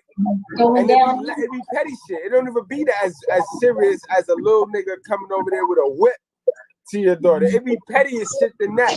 It be Chuck E. Cheese beefs. Niggas be brawling inside the middle of Chuck E. Cheese for some bullshit. Yes. And I know ain't nobody have a whip in Chuck E. Cheese. Just somebody stepped on my Jordans. Facts. Fucking facts. I bet you want to bring your motherfucking ass. Can you please stop, sir? All we want to do is just talk to you civil. That's the problem. You and your kids want to play fucking victim. Your son came out. Guys, I was literally in shock. Wow. This nigga said that's the problem. You and your kids want to play the fucking victim. See what I mean? They even know. They know the blueprint. Even though that's the wrong play. This couple ain't playing the victim play, but they already know majority of black people play victim. So fuck out of here. You a victim. You know what I mean? Look how they're gonna treat you how you treat yourself. They're gonna treat us how we treat us. Think they don't see us playing victim all day? Think they don't see us playing ignorant, acting like victims, acting like we need help? Think they don't see that shit? Think they don't for the government to assistance, dead in the dads? Think they don't know? Think they don't hear y'all bitches screaming, I don't need no man. I'm independent. They know y'all weak as a motherfucker, bro. Biologically, yo. Why would you women take yourself from underneath the protection of a man? Yes, the black man. That's a fact. Because they do it all the time, bro. All the time. We are designed. We are hardwired to protect y'all, to protect women. We are hardwired to protect the queen, yo. You can't find a nigga. Yo, even me, and I'm a cold alpha. I am ice cold. I am a real alpha. I'm probably one of the 7 only alpha males in New York City, bro. You know what I mean? And I'm ice cold. But I want to protect the black female, bro. Even I want to protect our black females, bro. I'm cold. I'm cold just like you, bro. But just want to protect them and shit like that. Keep an eye on them and stuff like that. Be like, sister, you all right? I can't help that. God put that in me. God put that in me. I can't help that. But for the life of me, I don't understand why our sisters want to come up from underneath that umbrella, take this I don't need a man approach. What are you winning for that? What is our Ange? Help me out, man. What is the sisters winning? Yes. What are they winning for that? And then they bash the women that want to do the right thing. They call the women that want to do the right thing weak. Yeah, actually, I want to say that I do think that also the reason why, because of the stereotype, because I think not all men, but at least a majority of men don't respect women.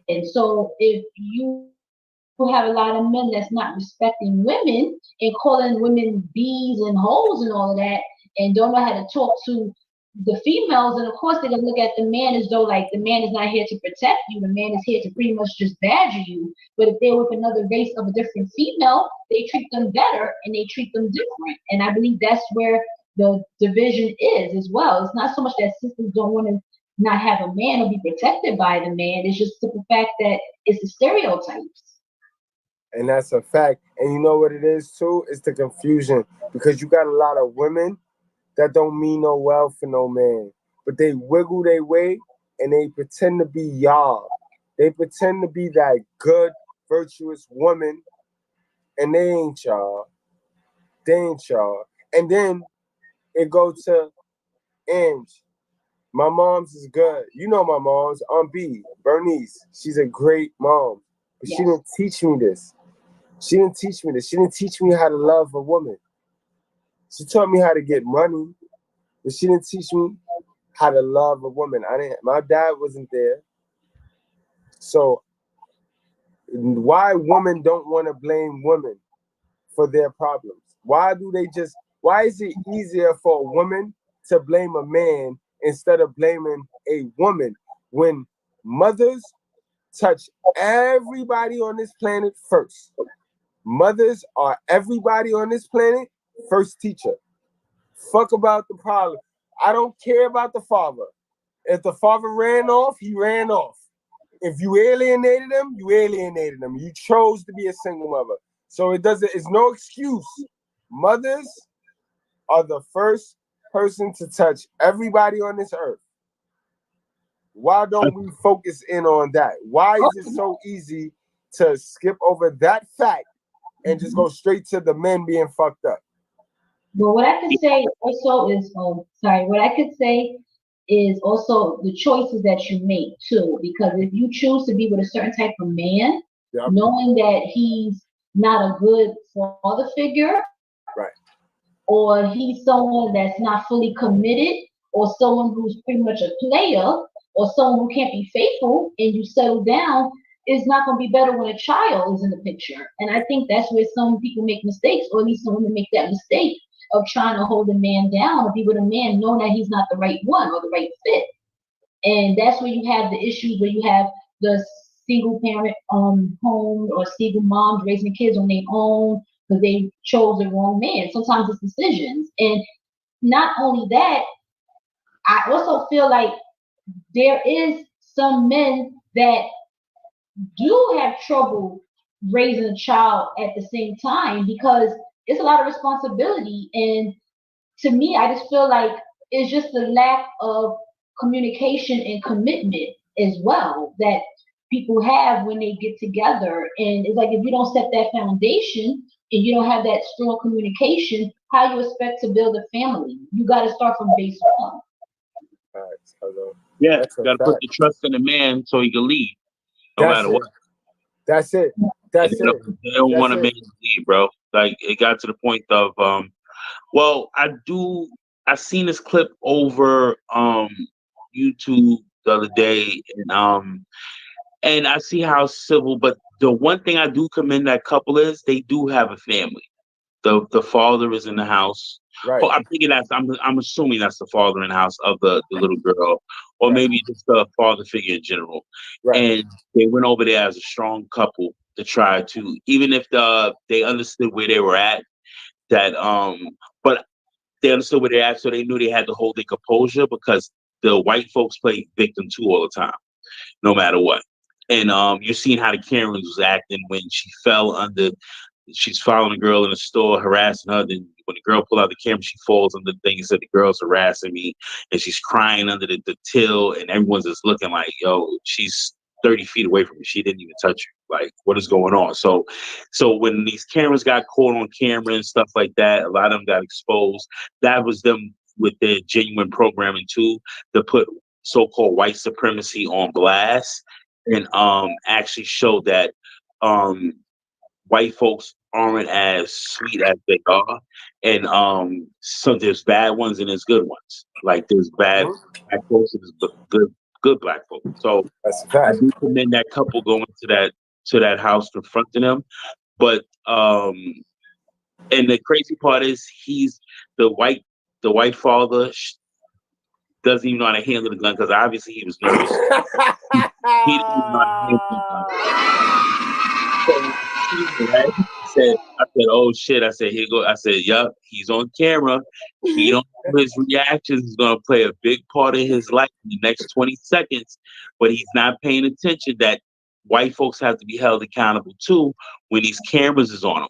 And that's the narrative that they put in place. So you're a black open gay woman becoming a press secretary. She can rant about racism every day, but she went to IT in Columbia for her master's degree, and now you're the press secretary for the United States.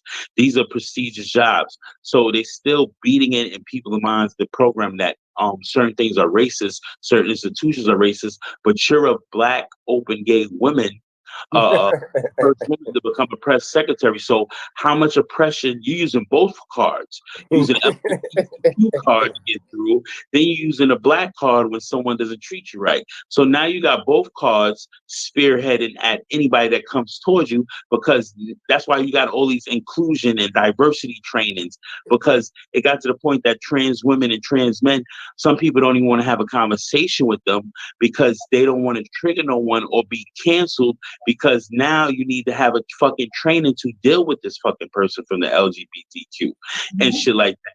And this white guy didn't even handle the gun correctly, he's nervous. I could tell he was nervous because he put the gun back up and he shot the gun. And I said, he didn't even have the gun on safety.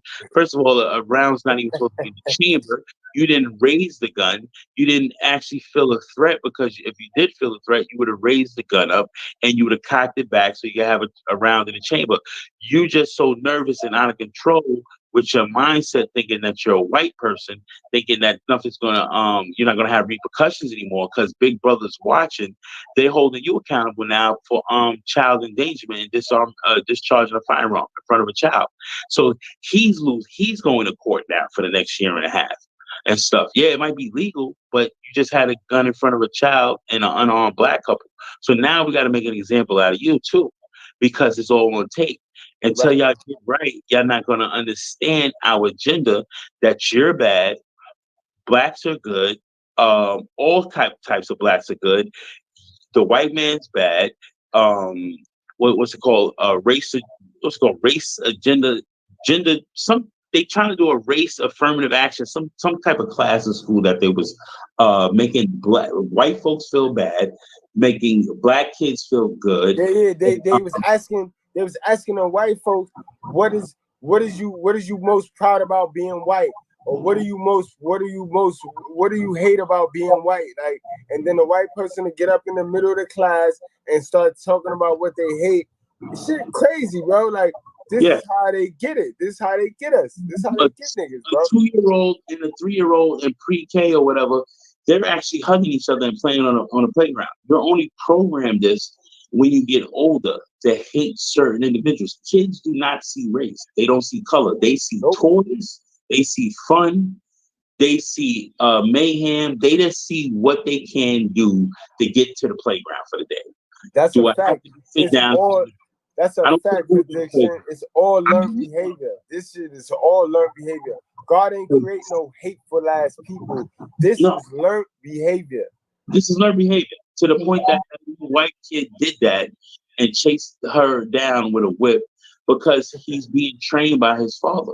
And this is what I'm saying. So your father in the household is very important. We call them race traders or race white supremacists, or they say race haters and stuff like that. And it's crazy because it's programmed. You don't come out this way. You feel it's the same way Hitler had the propaganda against the Jews.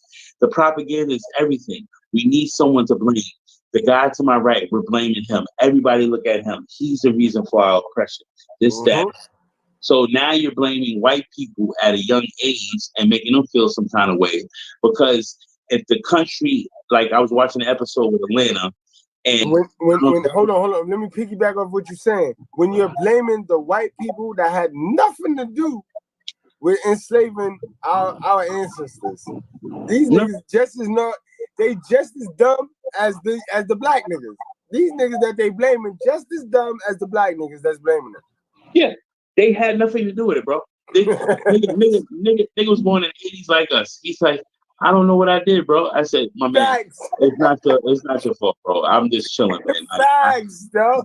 No issue with you. Like, I don't have an issue with you, bro. We sitting here drinking. We talking about where we came from, our backgrounds, what we want to see, when we want to get $1 million, when we want to retire. I said I have nothing to do with the 1800s or the 1700s. I have no idea. I seen Amistad. I was so emotional. I said, they trained us so bad. Rosewood was the shit that had me hooked.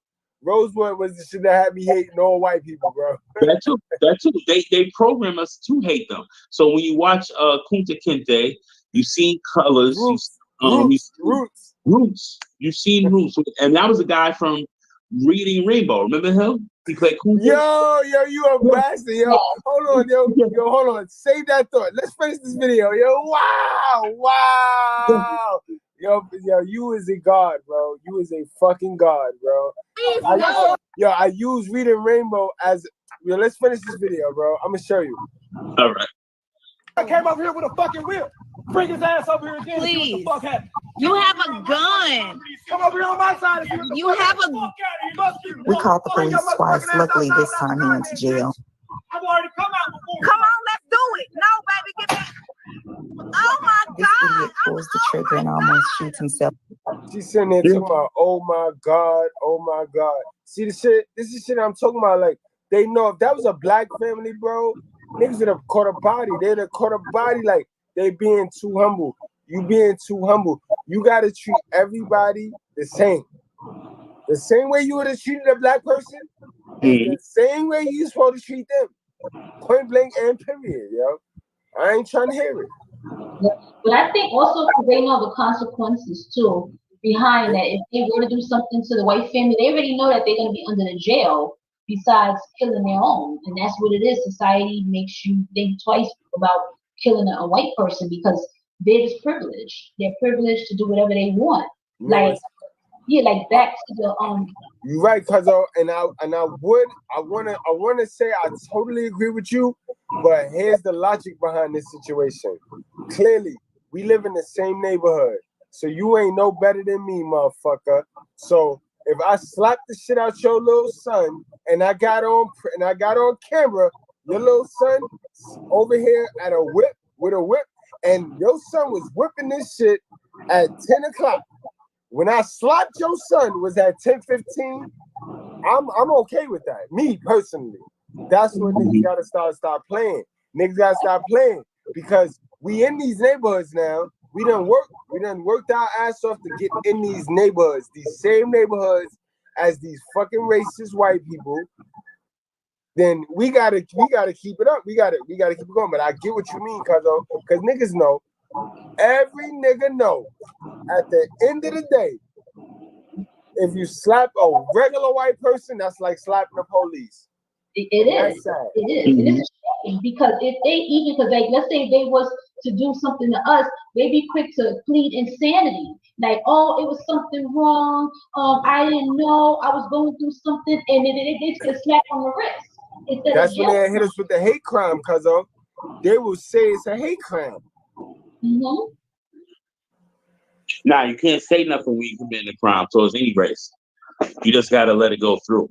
Because if you say you chink-eyed bastard or you crack-ass cracker, you're going to jail for hate crime. So you can't even say faggot when you're beating down a fruitcake. So you say, look here, man, just fuck somebody up. So you be like, well, what did he say? Because that's the first thing they say. Was he ranting? Was he raving? Did he say anything, some type of terminology or a derogatory statement towards the person? And the witnesses go, oh, nah, I didn't hear him say nothing. He's just pummeling him. Okay, cool. So we just chalk it up to regular crime. And that's what it is. You know what I'm saying? The best thing I think the states did was the elderly crimes. See, like the shit that you seen, I was upset about that, like emotionally. And I caught myself and I said, they're pushing this agenda too, but you've seen some prey the evils but they caused this situation in hand. You let criminals out during the pandemic because you said the virus was running rampant. Then you take certain rap artists and lock them back up because of their rap lyrics, but turn around and let a bunch of savages out and don't give them no bail because you said the conditions in the jail are bad. So I'm like, wait a minute, this is jail. Since when did the nigga need to smell Tide when he was washing his underwear in the sink? I'm confused because jail is jail. Society is society. And you hang out in society because you're a law-abiding citizen and you go to your day-to-day life and have fun with your family and you understand the actual laws. But if someone's playing cops and robbers, the cops are paid to chase the robbers. The cops are paid to throw you in jail. So how do you get all these fucking rights in prison, but the actual law-abiding citizen keeps getting a finger in the ass with no grease? It's so much fucking back and forth, and it becomes an oxymoron. You do want to put a gun to your temple and blow your brains out, but it's like it makes no sense to even try to figure it out anymore because they're just really wanting society to implode. And when I told you before, how Kunta Kinte is such a wonderful actor, the guy from Reading Rainbow, he acted so well in Roots. Roots was such a series. He has an encyclopedia on the slavery. He had an encyclopedia book on the slavery. My mother was so programmed with how the roots and all this, you need to know your roots and this, that, and third. I said, I hear you, what you're saying.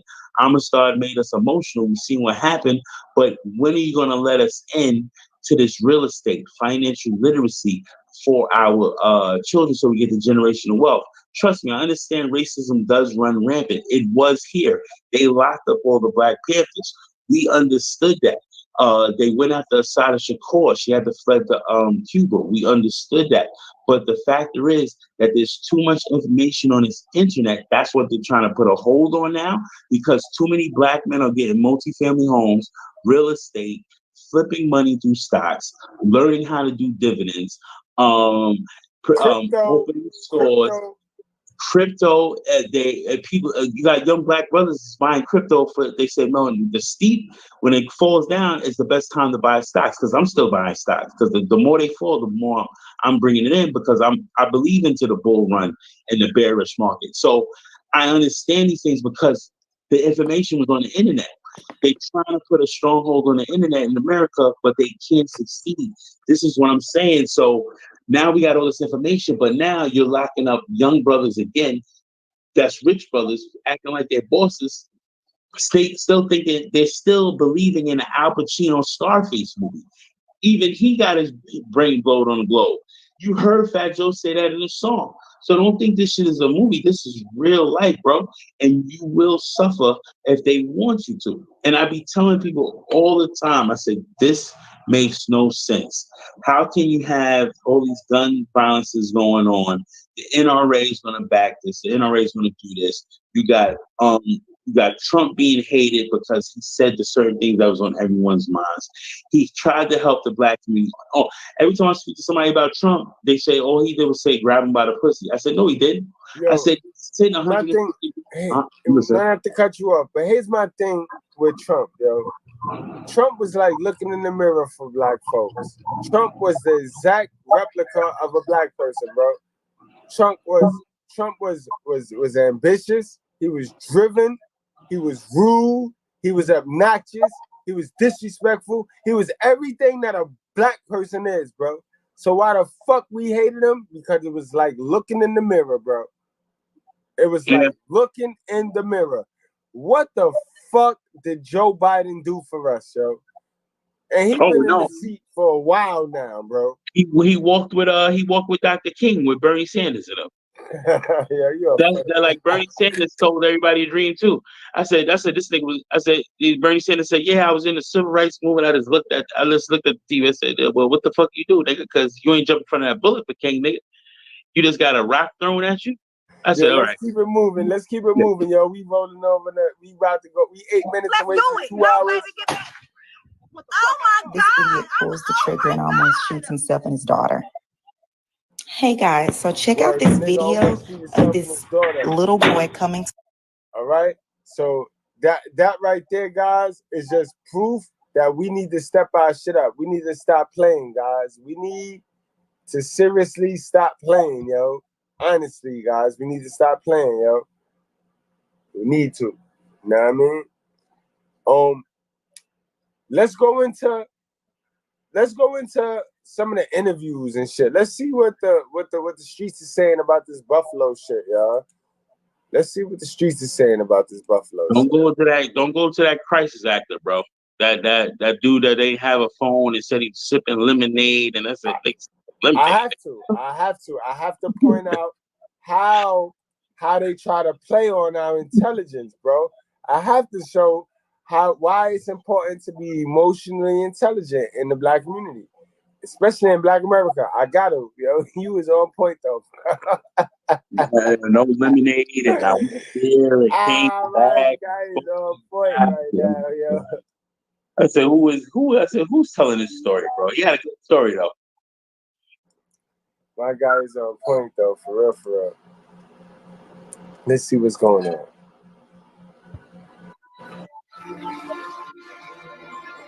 That's where I need to go, bro. Fair use. Right, yo. This shit look peaceful. It look peaceful like hell right over there. Fair use, guys. Fair use, guys. Fair use. Get in and out with a liquidity that is Get DIF, the only ETF that tracks it down. I'm gonna end up having to cut that out. I already know. I'm sad. I'm hurt. I'm mad because I never would have thought it would have happened here in the city of Buffalo.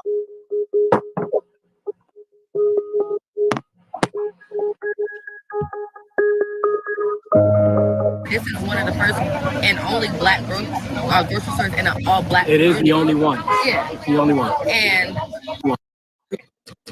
guys, here, what I want you to pay attention to is I want you guys to pay attention. I'm to sad. I'm hurt. The emotion, the passion. I'm saying. I'm sad. I'm hurt. I'm mad because I never would have thought it would have happened here in the city of Buffalo.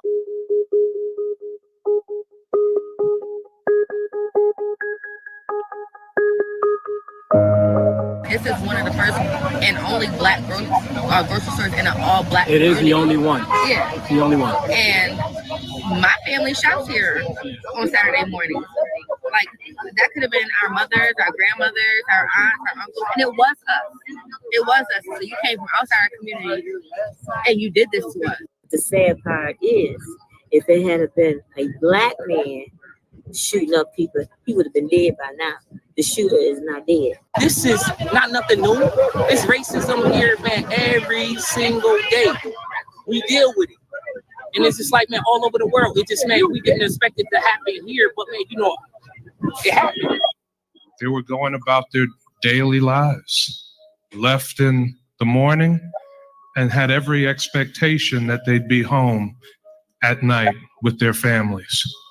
Like all of us are in pain, dealing with the aftermath of this horrible, racist, violent attack on our community. Yeah, but I don't know who taught y'all how to be stupid, but you ain't gonna fool me with that bullshit right there. That's a bunch of bullshit. Guys, I want y'all to watch, and I want to put y'all on to something. You know, I bring you guys nothing but the best, nothing but the quality information. That was a bunch of bullshit, guys.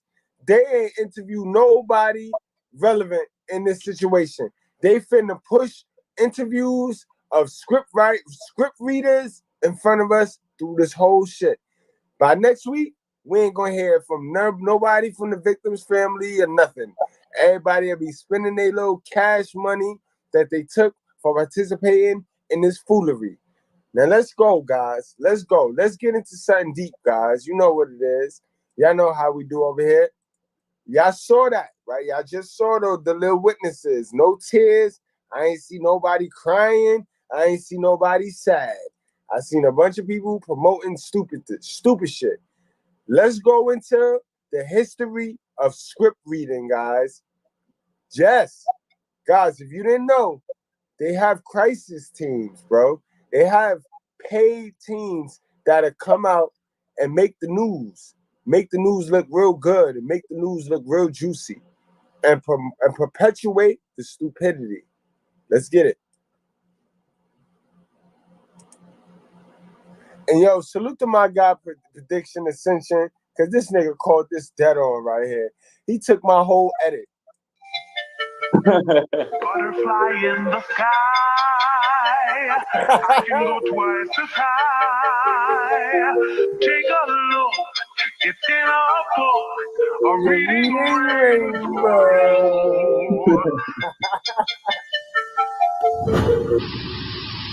1762. I went to the hospital to check on the condition of the 2 girls who had been shot and was arrested shortly after my arrival there by the mayor of the town of Ruleville. I spent the night in jail. Now you already see this nigga reading. You already know. If you don't know that this nigga reading from a script, you a fool, bro. It's in a book. A reading rainbow. 1762. I went to the hospital to check on the condition of the 2 girls who had been shot and was arrested shortly after my arrival there by the mayor of the town of Ruleville. I spent the night in jail talking to the mosquitoes with no charges preferred against me. What? Hi. Usually, you can believe what you see, but sometimes your eyes can be deceived. Exactly.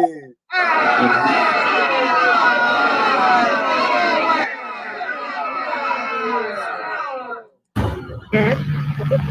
Well, when I was a little girl in slave days, I always had something to do every day. Every day. Didn't have time to play very much at all. I myself. Hey, look how they got the slave. Look how they got the slave sitting there reading from a script, pushing agenda. They've been doing this forever, ever, fellas. Forever, ever, yo. Yeah, I just showed y'all this Buffalo mass shooting. I'll play it back for y'all. I just showed y'all the crisis management team that they got. They ain't look nothing. They ain't look passionate at all.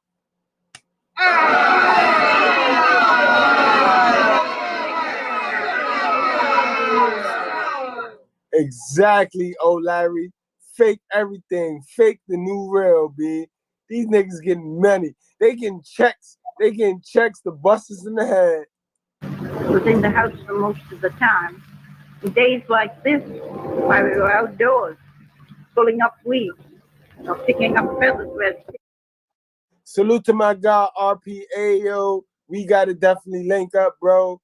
We had enough for the vacation, RPA. It's time to link back up, bro. It all take them through the yard, or every day.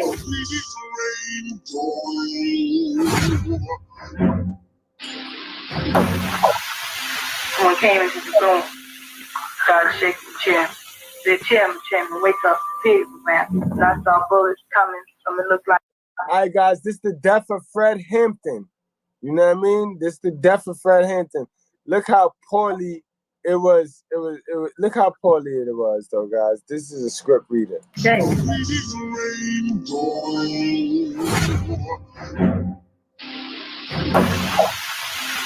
came into the room, started shaking the chair.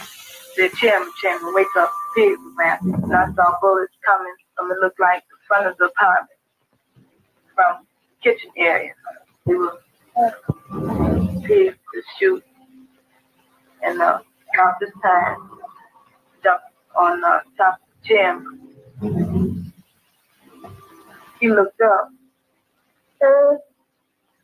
Looked like all the pigs, birds, the entrance way to the bedroom area, back there room area.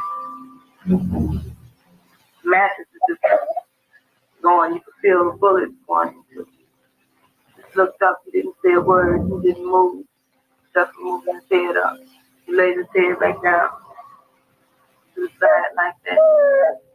He told us to face the wall. I heard a pig say, he's barely alive. He'll barely make it. I assume they were talking about Chairman Fred. Then they started shooting pigs. They started shooting again. I heard the scream. Yo, good call out, Supreme 10. No tears at all, bro. You peep? You peep? Because Yeah. a check don't come with tears. A check not gonna come with tears, bro. Somebody else had something to say. I heard somebody. Nah, that's like a couple of dollars. But I think for him to die back in the 70s or some shit like that, right? Something like that. So she only getting a couple of dollars. They stopped the WIC program. They took the WIC program from the Panthers, and they gave her. I think the most she got was like maybe $200 for that script, dude. That was good back then. Pig said, he's good and dead now. Read it. The funny thing is, once you start, sometimes it's hard to stop. Some of the people. Yeah, I know that. When you tell one lie, when you tell one fake ass story, you gotta continue with that shit. Cause motherfuckers start asking you questions and you gotta go down that rabbit hole. You little liar. Are definitely against integration. It has scared them and they have come home just crying. Mommy, do I have to marry Negroes? And my answer in handling all the fears that children come in is that you can marry whomever you wish.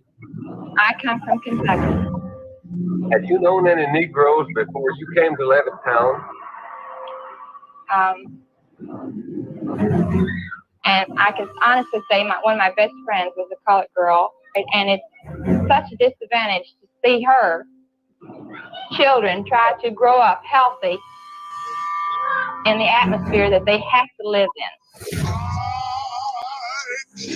You feel me? Like, guys, you peep it. They're reading from a script. They're reading propaganda. They're reading agenda.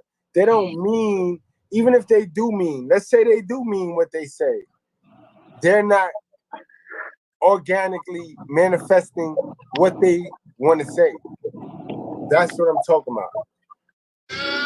This revolutionary tooth cleaner is saving users from expensive and painful surgery. It removes tartar, plaque. I'm Mrs. Fannie Lou Hamer, and I farmed on the Marlowe plantation for 18 years. I had charge of keeping up with the times and paying off. And I went down the 31st of August to try to register. And after I had gotten back home, Mr. Marlowe told me that I would have to go down and withdraw my registration or leave. Is fake. They're all designed to fool you. But let's take this, for example. Sent me to the hospital. They put my lane in the soy bank. Got $1,095. They rented the other lane for $370. This is not even good. Hold on, yo, hold on. That was not even good, y'all. This chick is reading. Grandma reading, like, and she's not even doing a good job, y'all. That's the sad part, yo. Let's play that back. Sent me to the hospital. They put my lane in the soy bank. Look at the eyes.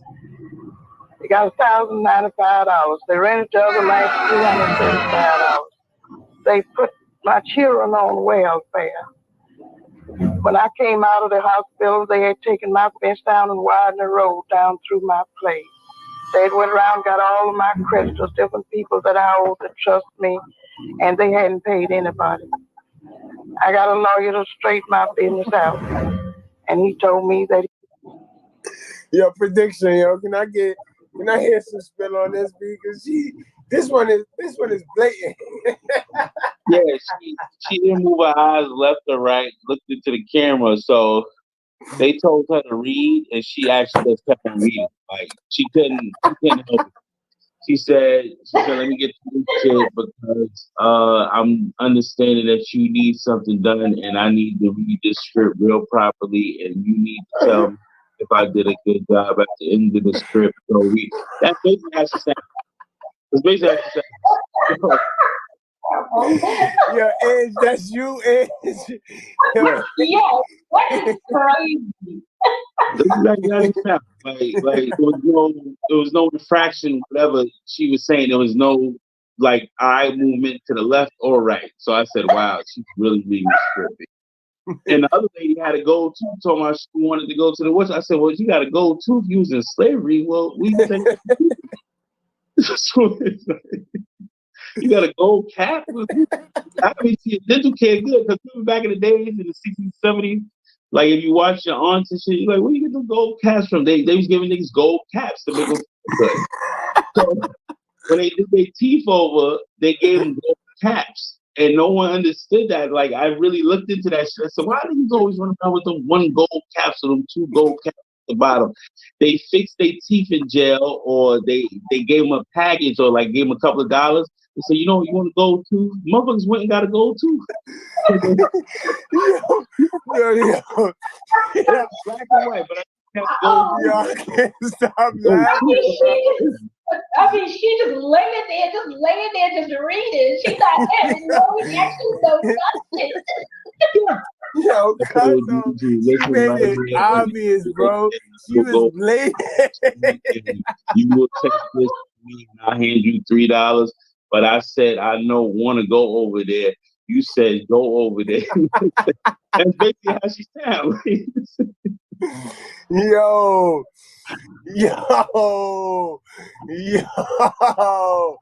they wild disrespectful, bro. He would. Well, he didn't do anything about it. He worried me about selling some of the land. I told him that I didn't want to sell the land. I had to go back to the hospital. So when I came back home. Yep. Well, what do you think is the solution to this problem? Well, we believe in preventing the evils which must result from coloured immigration by removing the problem completely. The coloured immigrants are already here. That, of course, is a big...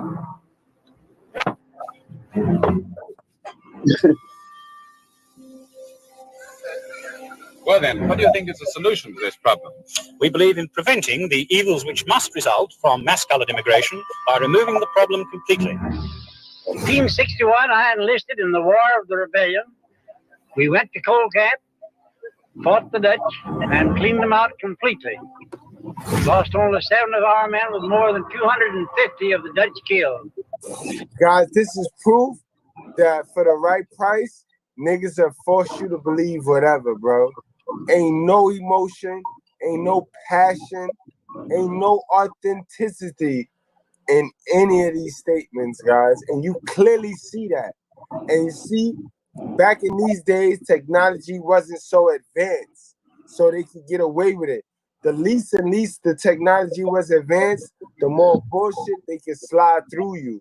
Now that technology is so where it's at, it's harder to just slide it through. But now they done got technology savvy. They know how to generate the bullshit through technology now. I don't want to cut you off, Mr. Goodbread. I'm so sorry, man. But the technology is shot here right now, too, in the 21st century, bro. Yes, I agree with you. Right. So you remember Ukraine and Russia actually started the whole propaganda for the war? Remember the clip that was going around social media? I'm trying to see if they be in your phones too. They took that shit out of my phone. I saved that shit. I try to share it as much as I could. And I'm trying to wake people up because they listen to your mic and all that shit on your phone. So I'm like looking at them. She said, "Listen, you don't believe in a war and this, that, third." I said, "Look here, man. There's always a war when these fucking Democrats is around, and I'm sick of this shit, all right? So you believe this shit if you want to. She said, oh, but we need the supply for Ukraine. I said, I don't know the motherfuckers up there, all right? And I don't know the motherfuckers in Russia. I don't know if they like a black nigga or they don't like it. I didn't go to mass. I don't fucking know, all right? I ain't buying into your bullshit. So they started the video, right? Same thing with this reading rainbow shit, propaganda. Turn around.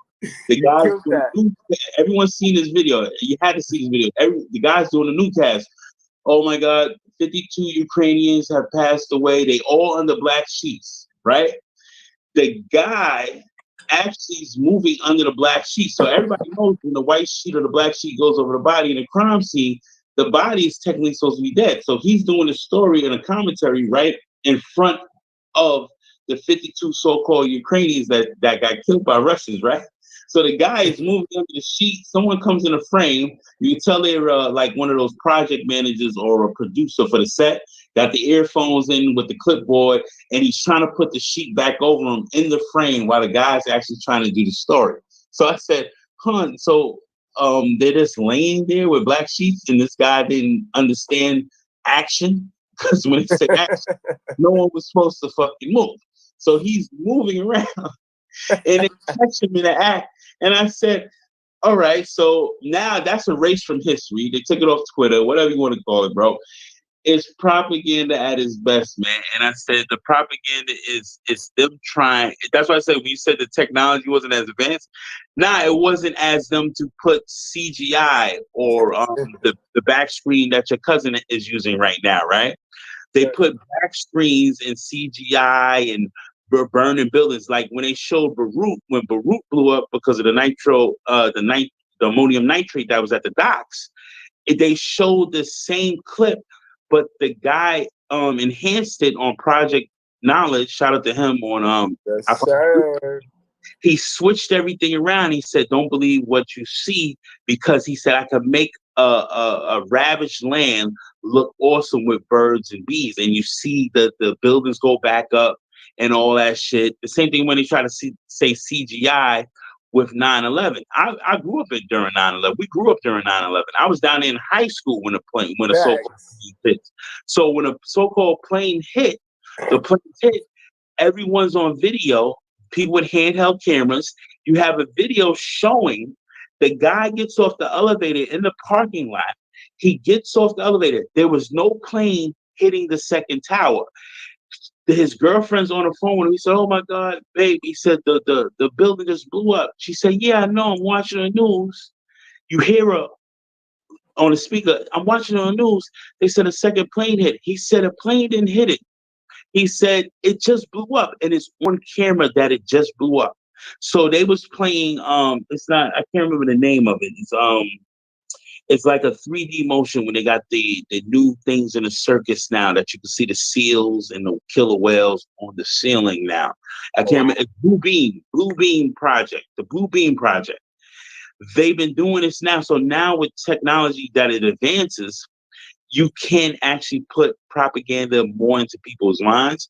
But the factor is, this was better orchestrated because it was in black and white, and TV was God back then because you had your several channels. So those people that was able to be elites and be on those television programs, they had to be believable instead of you going to the internet and research and stuff.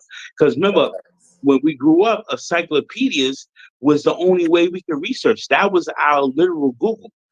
You could ask Google, what's the millimeters of a sequence of a baseboard to a wood board to put in a plank under your door? You could ask Google these certain things and go to YouTube to actually redo your hardwood floors in an apartment. You didn't have that back then. So whatever they showed, it was true. And it became programming. Like we said before, we said, Grandma, when you said Grandma said she wanted to watch that news, I was laughing because my grandmother passed away during COVID. So she was 89. We buried her back in 2020 in May. So all I could think about was her loving KFC. She was programmed to eat her KFC.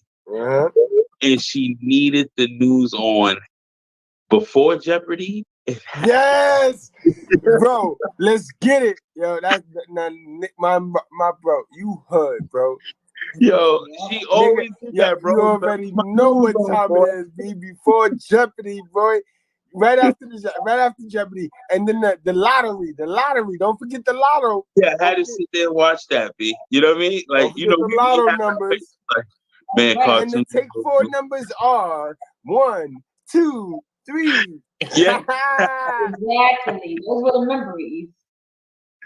All programming, bro. It's crazy how we're programmed to believe in luck. We're programmed to believe in everything but God, but them basic instructions. Yep, that's a fact. And the whole Colonel Sanders, you know, they doing a story. I gotta do the Colonel Sanders story with you one time when the motherfucker said they trying to go after Colonel Sanders now. I said this nigga's been dead for like 30 years. Right. Oh, he swindled. I can't remember her name. He swindled her and gave her $1,200. I said, see, y'all niggas don't even know the real backstory to that bullshit. The real backstory to that Colonel Sanders. And what's sad about the Colonel? Because the Colonel defied the odds. The Colonel proved that at 62 years old, you can still win. And a lot of people be asking me, yo, am I too old to start this? Am I too old? And, bro, the Colonel popped it off at 62, bro. KFC wasn't popping until that man was 62, 60-something years old, bro. Yeah, you really don't come into your age of defiance and prestige until a certain time. Like look at Kevin Samuels. His plateau was running, but he didn't hit his prestige until he was like 53, 52. Because I think he was 57 when he passed away. So he had a good 4-year run, and it started with the Die Alone scene on World Star Hip Hop. He went viral. Yep. So you know what I'm saying? So when Colonel Sanders, but I said the backstory of that with Colonel Sanders, I said that girl only had one choice, was to take that $1,200, or is that you're gonna get a bullet in the head? Right. That's what it was going. That's white man was still over white folks were still over us no matter what. So that $1,200 took us through probably the year. Back then, with the milk only being 89 cents a gallon and bread 50 cents and fucking you know all the stories and shit. A pack of cigarettes was for $1.93. Gas was 89 cents a gallon. So if she had, you know what I'm saying, that $1,200 took her real far. So she didn't understand marketing. She didn't understand how to make a food chain. She didn't understand those things. She just knew she had $1,200 in front of her, or she could end up dead. There's no way around it, because he was going to take it regardless. He was just being generous. That's in his mind as Colonel Sanders. That was being generous, giving her $1,200. Whether she got duped for billions, you get what I'm saying? Because he was, well, she lucky she got that, because it was still apartheid and racism going all over the fucking place. You know what I'm saying? So she should be happy she got the $1,200. That's his saying and his mindset back then in the 50s and the 60s, or when he took that recipe. I think took the recipe around the 70s, 60s, late 60s, early 70s. But this is what I'm saying. People don't understand how ignorance is bliss, but we didn't have the tools that we have now to go on the internet, talk to someone like me and you conversing back and forth with the thumbnails earlier, and how to get a channel popping, then go talk to someone else for promotion. Everyone's in it together to get to the top, to grind and hustle. But no one understood the problems that they had back then. And that's what I'm saying. I said I can't fault their problems that they had back then, but I know how to control my emotions and things now, because I have a choice. We have choices, and this is what's going to change the game no matter what. Your choice on whether you're going to join the race war or you're not going to join the race war. It's up to you if you believe in the race war. All I know is the factor is, at the end of the day, you know how I feel about everything, B. They want depopulation, full control, bro. That's it. That's it. Depopulation, control. And you are 100% right, man. You cannot. You be a fool to sit there and try to argue with that. He picked up rocks and fought thousands of men around him. He struck Will Morgan in the face of the rock and John Morgan shot him with an old-fashioned horse pistol, killing him.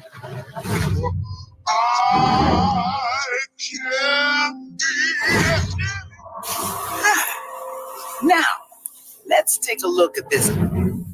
Up to press, we've buried about 17,000 people.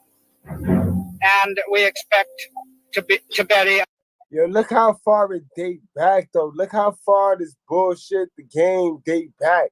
1945, the Belgian. You know what I mean? Look at this shit.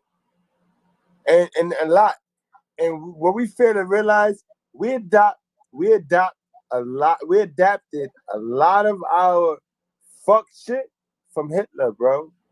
We took a lot of Hitler's, what worked for Hitler, we took on a lot of that. That child support being in the best interest of the child, that's a Hitler statement. We know damn well child support ain't in no best interest of no child. About half as much again. When we came here, conditions were indescribable. The people had had no food for 6 days and were eating turnips.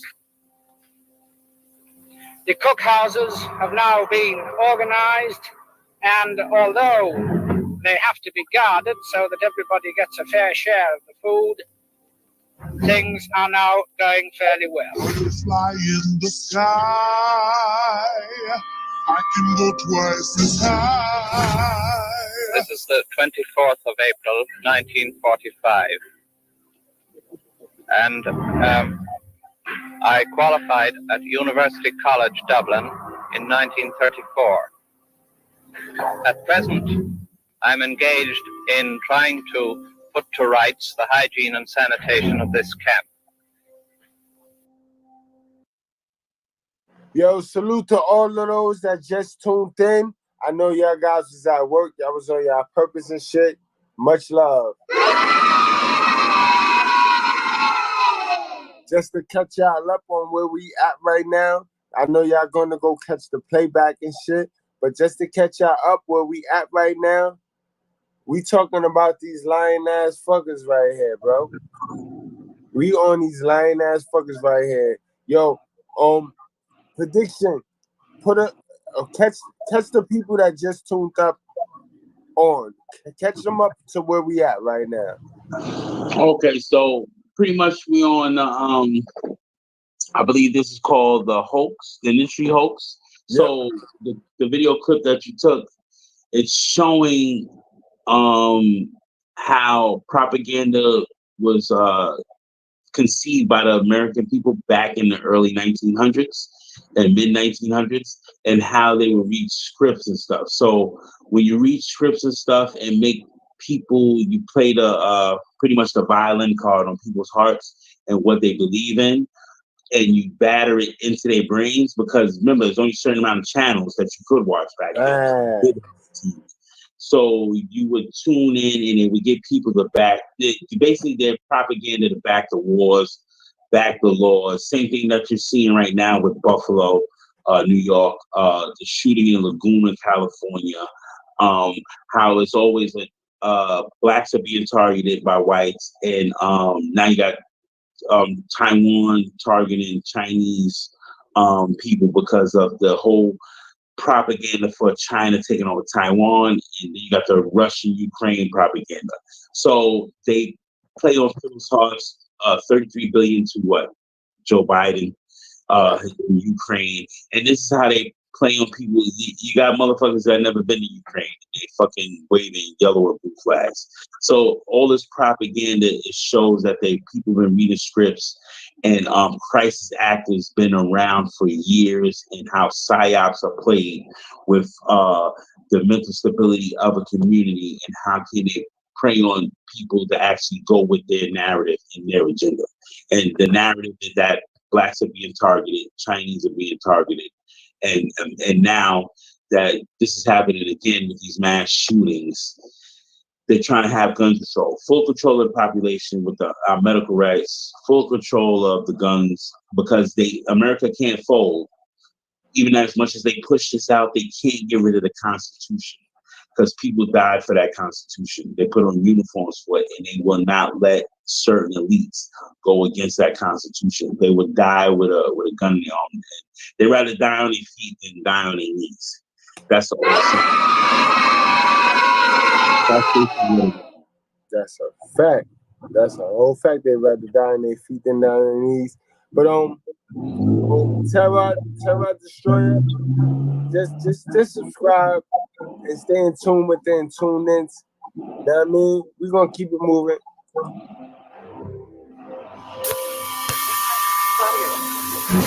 Take a look. It's in our book. There were witnesses. It was a horrible thing, and I thought they were actually. Keep in mind, guys, you're gonna see a couple of witnesses come forward with this bum ass supermarket shooting. They all paid, yo. They all paid him for him. Killing him. Blood was streaming down his face, and it just looked that blood was running out of his eyes. I asked someone in the group, just anyone, to help him, and when there was no response, I went to him and tried to assist him by pulling some of the men's arms from around his face. And all the time, the men in this group who were standing around were screaming, "Kill him." And that's exactly what I thought they were going to do. Take a look. It's in our book. A reading rainbow. So remember, you can't always believe what you see. And there's another way that your eyes can be fooled. There are professional agitators who can inflame tempers and turn peaceful assemblies into bloody riots with resulting anarchy. There are professional agitators who can inflame tempers and turn peaceful assemblies into bloody riots with resulting anarchy. If you see any of the world famous figures at these conferences. Yes, it was my good fortune to see Marshal Stalin, the rulers of Turkey, Persia, and several other notables. How do you feel about your husband making these famous trips? I envy my husband very much, but he remembers me every place that he's been. This last bell brought to Cairo. In our book, a reading rain is fake. And all you have to do is add your actor. Among the pallbearers was one of Presley's close high school friends, George Klein. He gave me a car once. And I said, Elvis, I don't have the words to express how I feel to you about you giving me this car. And he looked at me and he said, what is fame and fortune if you can't share with your friends? Take a look. And he looked at me and he said, what is fame and fortune if you can't share with your friends? Fly in the sky. I can go twice as high. Most of the time, your eyes deceive you. But keep your eyes open. Because every once in a while, the world just might play a trick on you. I'll see you next time. And that's a whole fact, guys. That's a whole fact. Ain't no cap, no flex on that right there, guys. No cap, no flex on that. That's the whole truth. Whole truth, nothing but the truth. Nothing but the truth, guys. And it's been this been one of the realest Mondays that I had in a long time. Like I will take this video and this content over all of the content we did on Monday because it's the most important, you guys. We can't allow them to use our look, listen, guys. We all are black. So we all have some things that we need to fix. We all have some things that we were not allowed to get when we were young. So we want that. We all have some things. We gotta sift through the bullshit. We gotta understand what makes us valuable and what don't make us valuable. When we get to understanding that, then we truly understand ourselves, yo. Facts, guys. That is so true. So true. It is. It starts with us, definitely. It starts with us. And it also starts with us understanding that emotional intelligence is the biggest thing that's going to get us through. Whoever lacks emotional intelligence lacks the ability to move forward, lacks the ability to endure adversity. In order to endure adversity, you gotta prepare for that adversity. Adversity gonna happen. Nobody is gonna beat that adversity. Nobody. I mean, you can beat it, but nobody is gonna avoid it. Adversity will come when you least likely it. But never let it sweat, bro. Right. Perfect. Well said, bro. That's all it's about.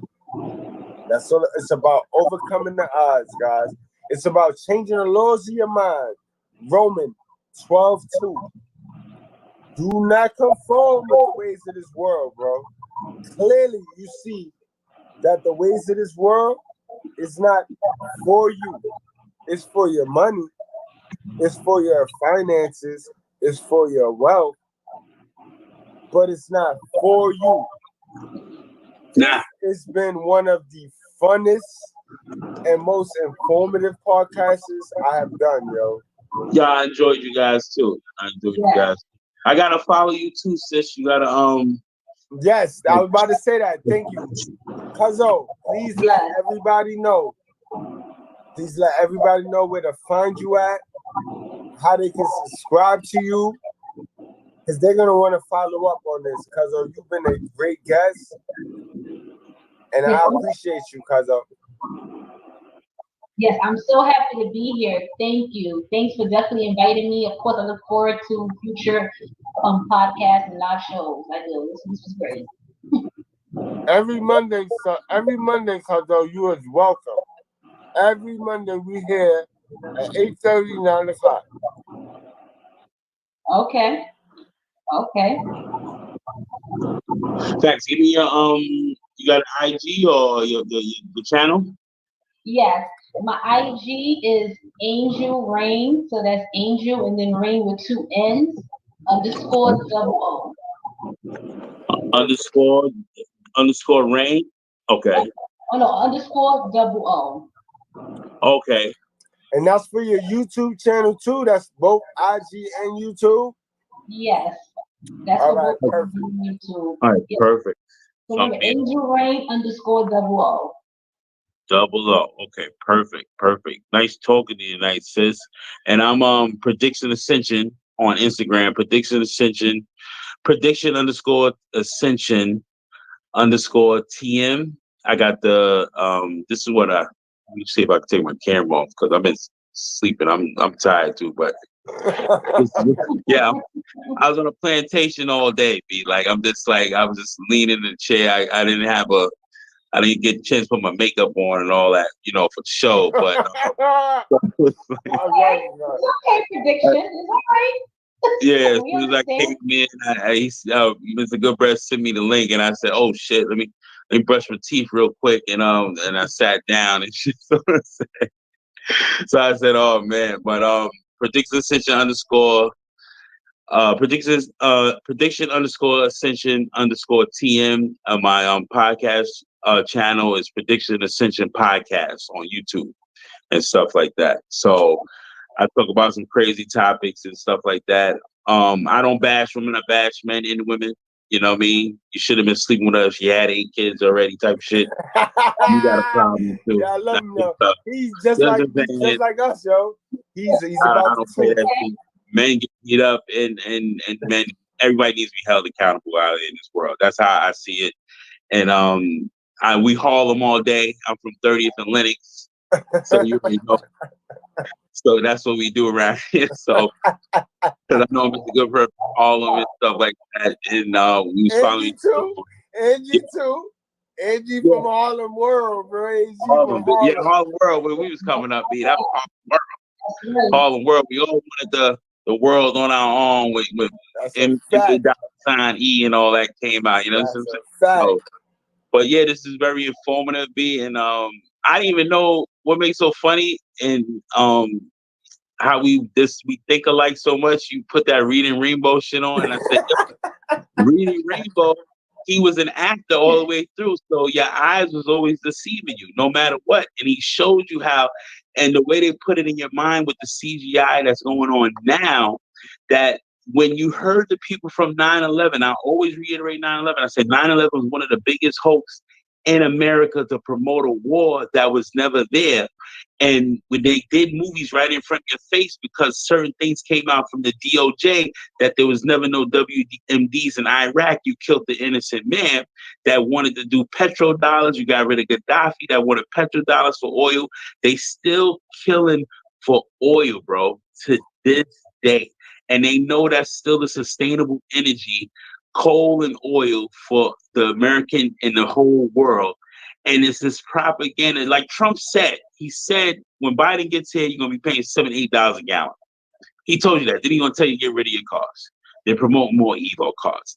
They've been doing this for ages. And what making it the worst thing is that they invented the internet. So when they shoot the video of the shooter and all that shit around, they can't control that. Like Kim Kardashian can't control her vagina being shown on the internet. Yeah, you can't, because she's crying the whole, I got the sex tape, and Ray J, he gave it to Kanye, and No, I love that. What happened? I love the internet. You see how we came together on the internet? I love it. You can't get rid of social media, but my mind is set to the point that the likes don't mean anything. I'm just gonna hustle it so we get this bread up. Shout out to Mr. Goodbread. That's the way we do. So you could get your dopamine likes off these fucking. I'm saying, money, man. Well, how these stocks looking today, B? Everything's in fucking red today, B. I was kind of mad today with fucking stocks, but the Nasdaq was looking on some bullshit and S&P was some bullshit. But that's what got my emotions high. I'm like, look, man, where the next missile going so I can invest over here so I get a couple of dollars. So, because I'm gonna do what these white folks is doing. Like, I'm not gonna get emotional over this bullshit what happened in Buffalo. I can't do it. I said, look here, you want to take our guns, I understand that. You want depopulation, I understand that. But you know the factor is a law-abiding citizen that can carry a weapon, besides that Buffalo retired cop, they could have laid that guy down with an assault on their own, protecting themselves. But you don't want to do that. The cop, it's just like the Minority Report. I keep referencing these movies because everything's in these movies. People need to go back and watch these movies. It ain't just entertainment. It's the elites telling us what's happening. So I said, see, Tom Cruise came to the guy's house because he thought about killing his wife. They don't arrest you for pre-crime. They arrest you for after the crime. So now you got a pipe on the side of your head. You got shot in the leg. They don't come out until after the crime. You get what I'm saying? To prevent a more serious or heinous crime, you need the armed citizens. But arming citizens, then they feel people are going oppressed. No, certain minds think alike, and good minds think alike. I don't think people just gonna be running around here like the OK Corral. They just want to feel more protected, not feeling like, because brothers, more brothers today are talking to each other, and more sisters today are talking to each other. Right. Just walking past each other, just saying, "Yo, how you doing? Everything's good. Oh, hello, how you doing? Oh, what's up, brother? Hey, how you doing, Kane?" And just keeping it moving, because we got to get out of that staring tactic or that animosity tactic. That when we walking past each other, we can't speak to each other. We shouldn't have to cross the street. Certain black folks is crossing the street now towards when they see certain groups of black kids. It was white folks that was doing that. Now the black fact is doing it. We got to stop that. But you know, you got your niggas, and certain niggas can't make it to the promised land. That's just the way it is. Everybody's not gonna be able to come. No, not Everybody, everybody can come. And some of the white folks can't come neither. And they know who they are too. They know. y'all know I keep it real. According to the basic instructions, a lot of white folks is not gonna come. Yeah, they ain't gonna make it. Not That's all, why they mix it now. but a lot of them is not gonna come. They mix it now. They have breeding all day. Because all the evil they do. Exactly. And that's just what it is, guys. Y'all already know. But guys, we about to roll up on 3 hours. You know, I don't really like to go on 3 hours, so we're gonna wrap it up. I just want to hear your last spills, Ange and Perception. Ladies first, give me your last spill on today's topic, your advice to the fans, your advice to the audience, and culminated everything. I ain't rushing you. If you can take as much time as you need to get your point across, I appreciate you guys. I tell you guys all the time, y'all time is money. And when y'all spend y'all time with me, that's much love. So we're going to go with you, Angie. You first. Give us your last spill.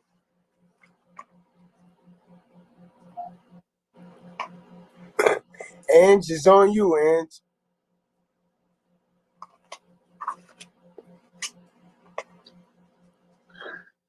All right, you already know, bro. Oh, she froze? Oh, Yeah, all right. So, where did she go? Come on, Ange. You ready? All right.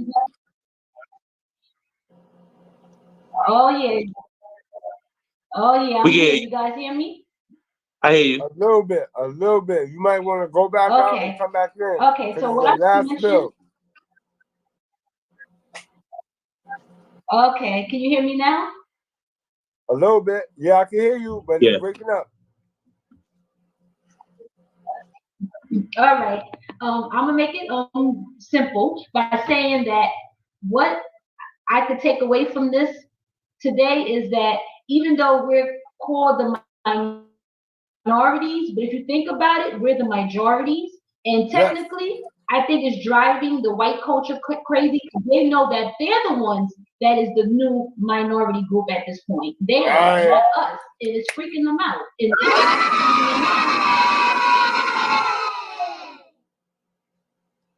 Right. Because if you think about it, they're being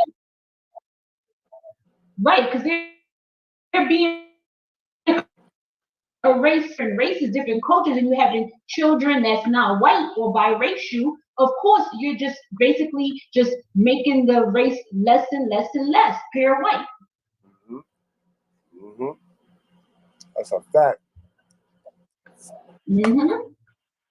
Crazy. Now you're absolutely right about that. The majority, we are the majority now, and the minority is white. Like they said.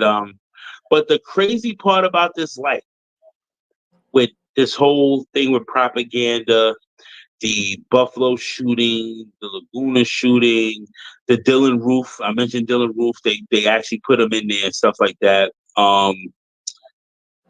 How people was upset that they brought on Burger King and all that shit. I said, no, that was just a promotion plug for Burger King. Niggas went to go buy Burger King after that. So I said, they do everything strategically. Like I was like, you didn't think about Burger King. Like you put murder and Burger King together. Man, they killed them. All right, let me go get something to eat.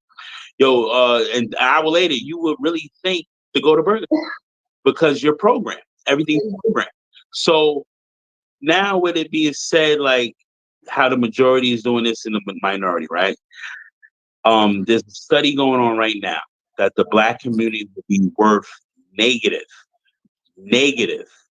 I think it's about maybe $100 or something like that, or $150. Our wealth be in a negative in 2053 as a Black community, which is very surprising because America alone is a $14 billion vanity industry for lashes and nails and stuff like that with the Black women, right?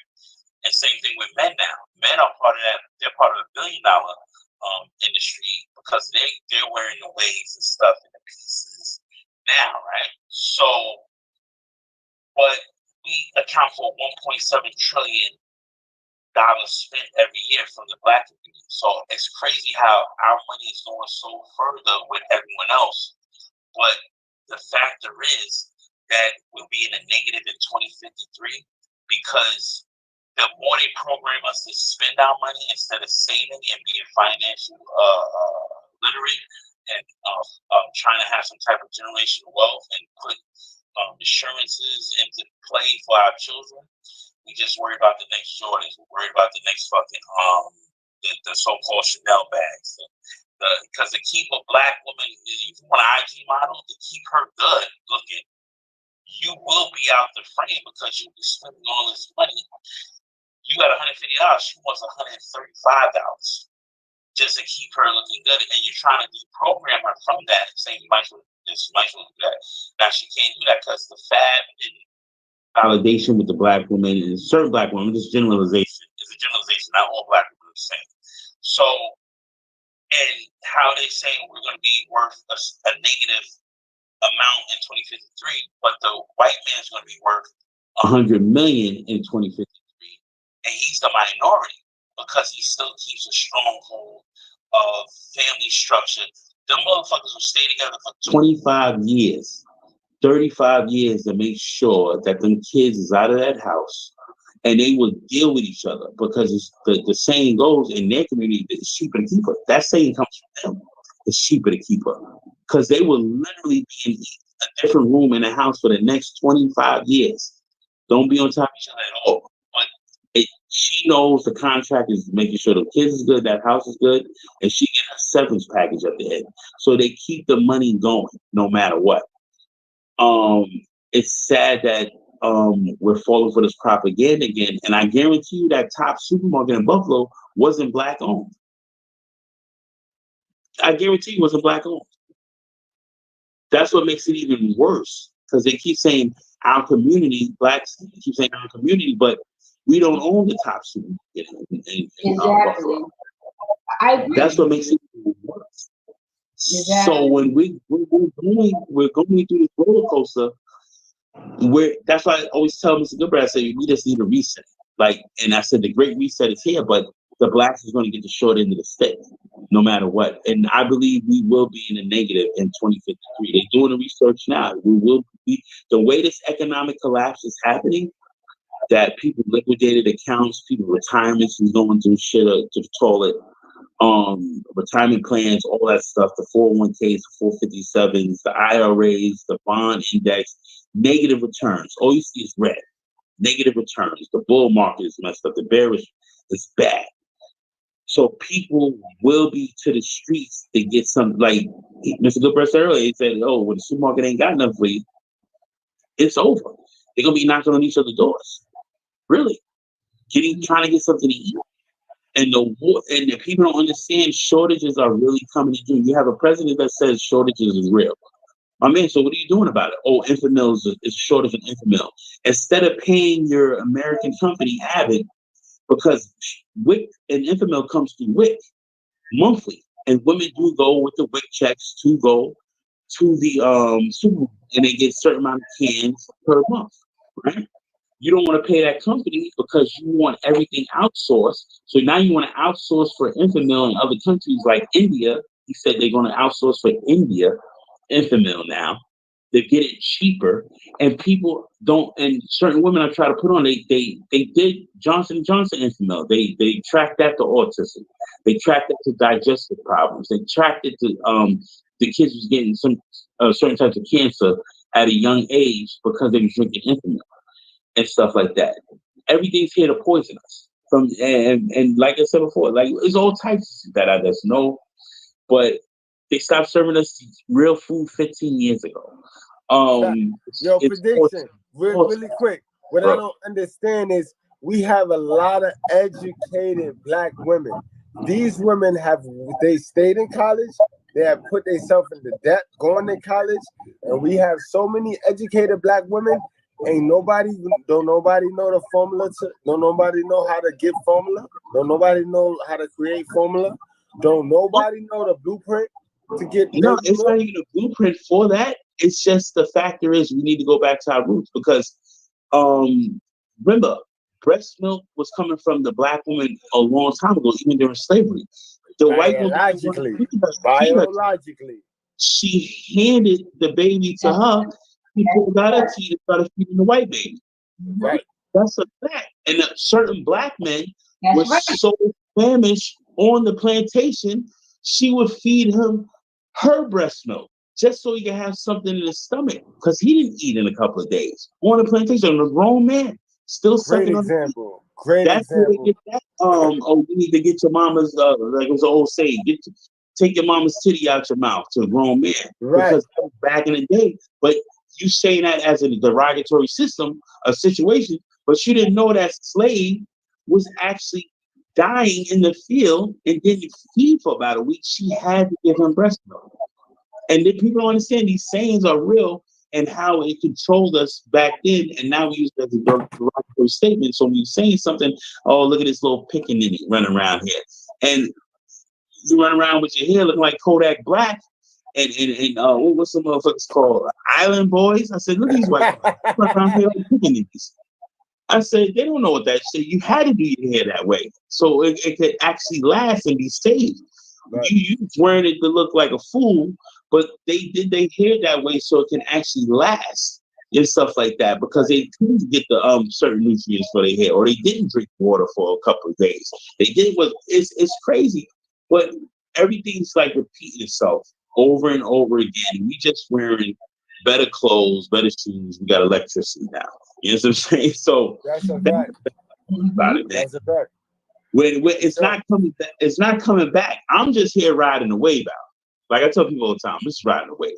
So you're right though, bro. And that's all we can do is ride the wave, bro. Yo, I want us to come back so bad, but when I see women rejoicing, Kevin Samuels and Vivica Fox said that's karma. How's that karma when you're trying to hold people accountable? But we already know Vivica Fox is just a washed up joint that's still stuck on 50 Cent clout. But my boy Penn after BMGT, he said, don't think white culture is making moves depending on black momentum. The white culture will sacrifice entire creation to survive. That's a fucking fact. It's only the black community that thinking so highly of oneself.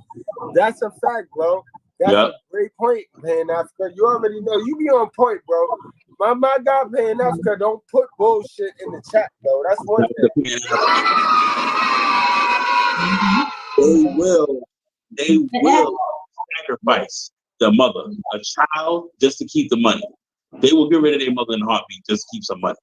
Literally. But the mother will too. The mother will too. So it's a dog-eat-dog situation. But guys, it's been a real conversation today. They don't kick it like this. They don't put it to you like this. Guys, I want you guys to subscribe to my boy Prediction Ascension. I want y'all to subscribe to him. Do that now. I want y'all to go over to my girl Angie Rain, and I want you to subscribe to her. Do that now, guys. It's been real. I appreciate everybody for giving me your time. Your time is money, and y'all spent your time with me getting educated. Fuck all that entertainment shit. Y'all came to me being educated. We did something different this Monday. Normally, we do the gender war Monday. Normally, we got man versus woman, and we just respectfully debating our talking points. Today, we did something different. Today, we say, you know what? Let's link up. Let man and woman link up and show these motherfuckers that when we do link up, it's strength. It's strength in numbers. And that's what we did today. I think we got it accomplished, Joe. We had the heavy hitter, prediction, ascension in the house. Yeah. And we had Angie in the house. Angie will be back next week. I already know. Angie already comfortable. I can already sense the energy. And that's one thing I tell all you females, yo. My delivery is my delivery.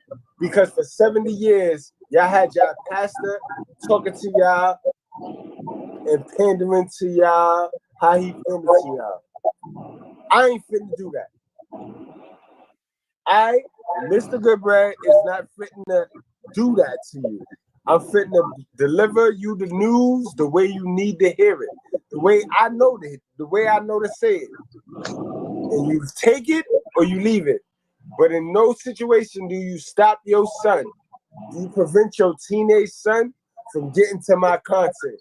Because just because I call out the fuck shit you do, don't prevent your son from getting this information to stop the next modern woman from vicking him. All right? And that's all I gotta say, guys. Yo, it's been fucking real, man. I appreciate you. I appreciate you prediction. I appreciate you, Cuzzo. And we gonna see you again next Monday, guys. Is that a go? Yes. Next Monday? That's a go, bro. That's a go. Yep, next Monday I'm ready. I'm ready. Nice meeting you, Angie. Can't wait to see you next Monday. Definitely. Nice prediction. Nice. Yes, this was nice. I like this. This is good. Yo, that's what's up, man. Yeah, we on to something, y'all. It look like to me we on to something. We on the sign. We on the sign, plain and simple. Yo, salute to the I saw on the news how the brother from Wagner, the brother from Jefferson, and the brother from Johnson, they linked up to do what we doing. You know what I mean? My delivery might not get us that mainstream news, but do know we salute and we shout out everybody doing God work. And we doing God work. We've been doing God work forever. So I'm proud of them brothers, yo. I saw it on the news the other day, bro. Word. It's a three-man team, and they from 3 different projects in Harlem, and they doing what we do here. I don't know if they doing it as real, if they as authentic, but salute to them brothers, yo. Definitely, B. Definitely. I'm gonna go subscribe right now. Y'all enjoy the night. Be blessed and be safe this whole week, B. And keep on the safeness going and reciprocating back to your families. You already know how I go. That's all right, yo. Yo, son, we plotted on this from yesterday, bro. Prediction. Perfect, yo. Perfect. And Ange, much love to you. It's always best when Mr. Goodbread get a female, get a virtuous woman. You ain't perfect. Nobody is perfect, but you accountable. And I love that. I love that, yo. May God bless you with anything you ask for, because any female that can stand on this motherfucking panel, because I'm crazy, yo. I already know. Me and Mr. Goodbread not even on the same page today. This is how I try to tell you. Relationships is not perfect. We're not gonna every day not gonna be peaches and cream. But we're not even on the same page today. So I wanna slap the shit out this girl. And I know she probably wanna stab me. But it's just real. It's just going to show you where real is real, but real is right, guys. And that's right. I salute to y'all, man. I salute to you, especially you, Ange. Whenever I get a female that could come over here and be like, yo, I hear you. You crazy, but let me hear what you're talking about. Whenever I can get a female that come on over and can honestly say, yo, this shit real. This shit real and it's right. And I fuck with it. I love it, bro. My job is done. Yo, we did it, B. We did it. Yeah. Next Monday, B. Definitely. Yeah, next Monday. Next Monday I'm here. And you already know, cuz I'ma definitely holler, because you know I'm gonna holler at you before. You know that. No doubt, cuzzo. And you got your channel. And I know you can be a role model for the young ones, because I know me. I'm disrespectful. It is what it is, and not everybody could deal with that. So I know that, but that's why I bring prediction on. I bring my boy OK on. I bring Angie on. I bring Queen of Virtues on to give everybody their own thing, because you might not can learn from me. But you can learn from prediction. You can learn from Angie. You can learn from Queen. And that's why I do what I do. That's why I open the panel up on Monday to bring in new mindsets. And that's what it is, bro. I am not a hater. Like I tell you guys, I am nobody competition. I am good. I got everything Dino Land say you supposed to have to be happy. And I'm free. So I'm good. Ain't no hate in my blood. Ain't no backbiting in my blood. Ain't no holding you back in my blood. I want to see everybody win. I want to be able to play spades with a couple and whip their ass without them fighting each other. Truthfully. Because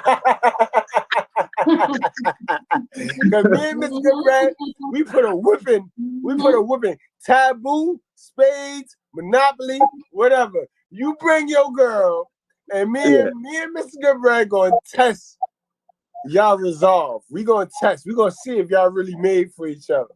That should be.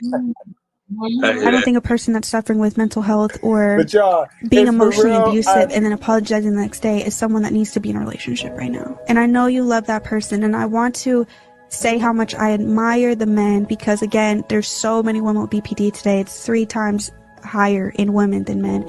And again, I've seen that so many men are very frustrated with women because a lot of women are all acting the same, right? And they're very emotional, they're undisciplined emotionally, and whenever a man puts his foot down with a woman, she calls him abusive, controlling, and narcissistic. But he's like, bro, I wish you could see yourself. I wish you could look at yourself in the mirror and see how you're acting. Gosh, what do I do? How do I wake you up? And I get it. And I want to say, like, after my healing process, like, I admire the men that do that. I know there's men that aren't good men. I know there's women that aren't good women. I know there's great men, and I know there's great women. I know there's men that are trying so hard right now. That's why so many men are not getting married. They're in relationship and they want the intimacy and love, but they're not getting married because in the long run, they're dealing with so many people, so many women that are having mental health issues. You also deserve peace. You also deserve love. And don't get caught up thinking that this is normal. And that's how life is supposed to look like and be, that you're supposed to take all of that abuse. No.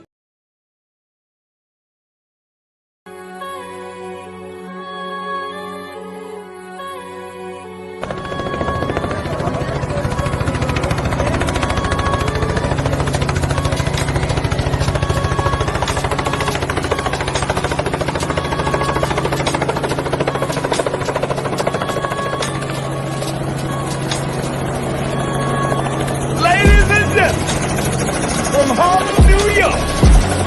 Put your cigarettes out and pull your panties out. Put your hands together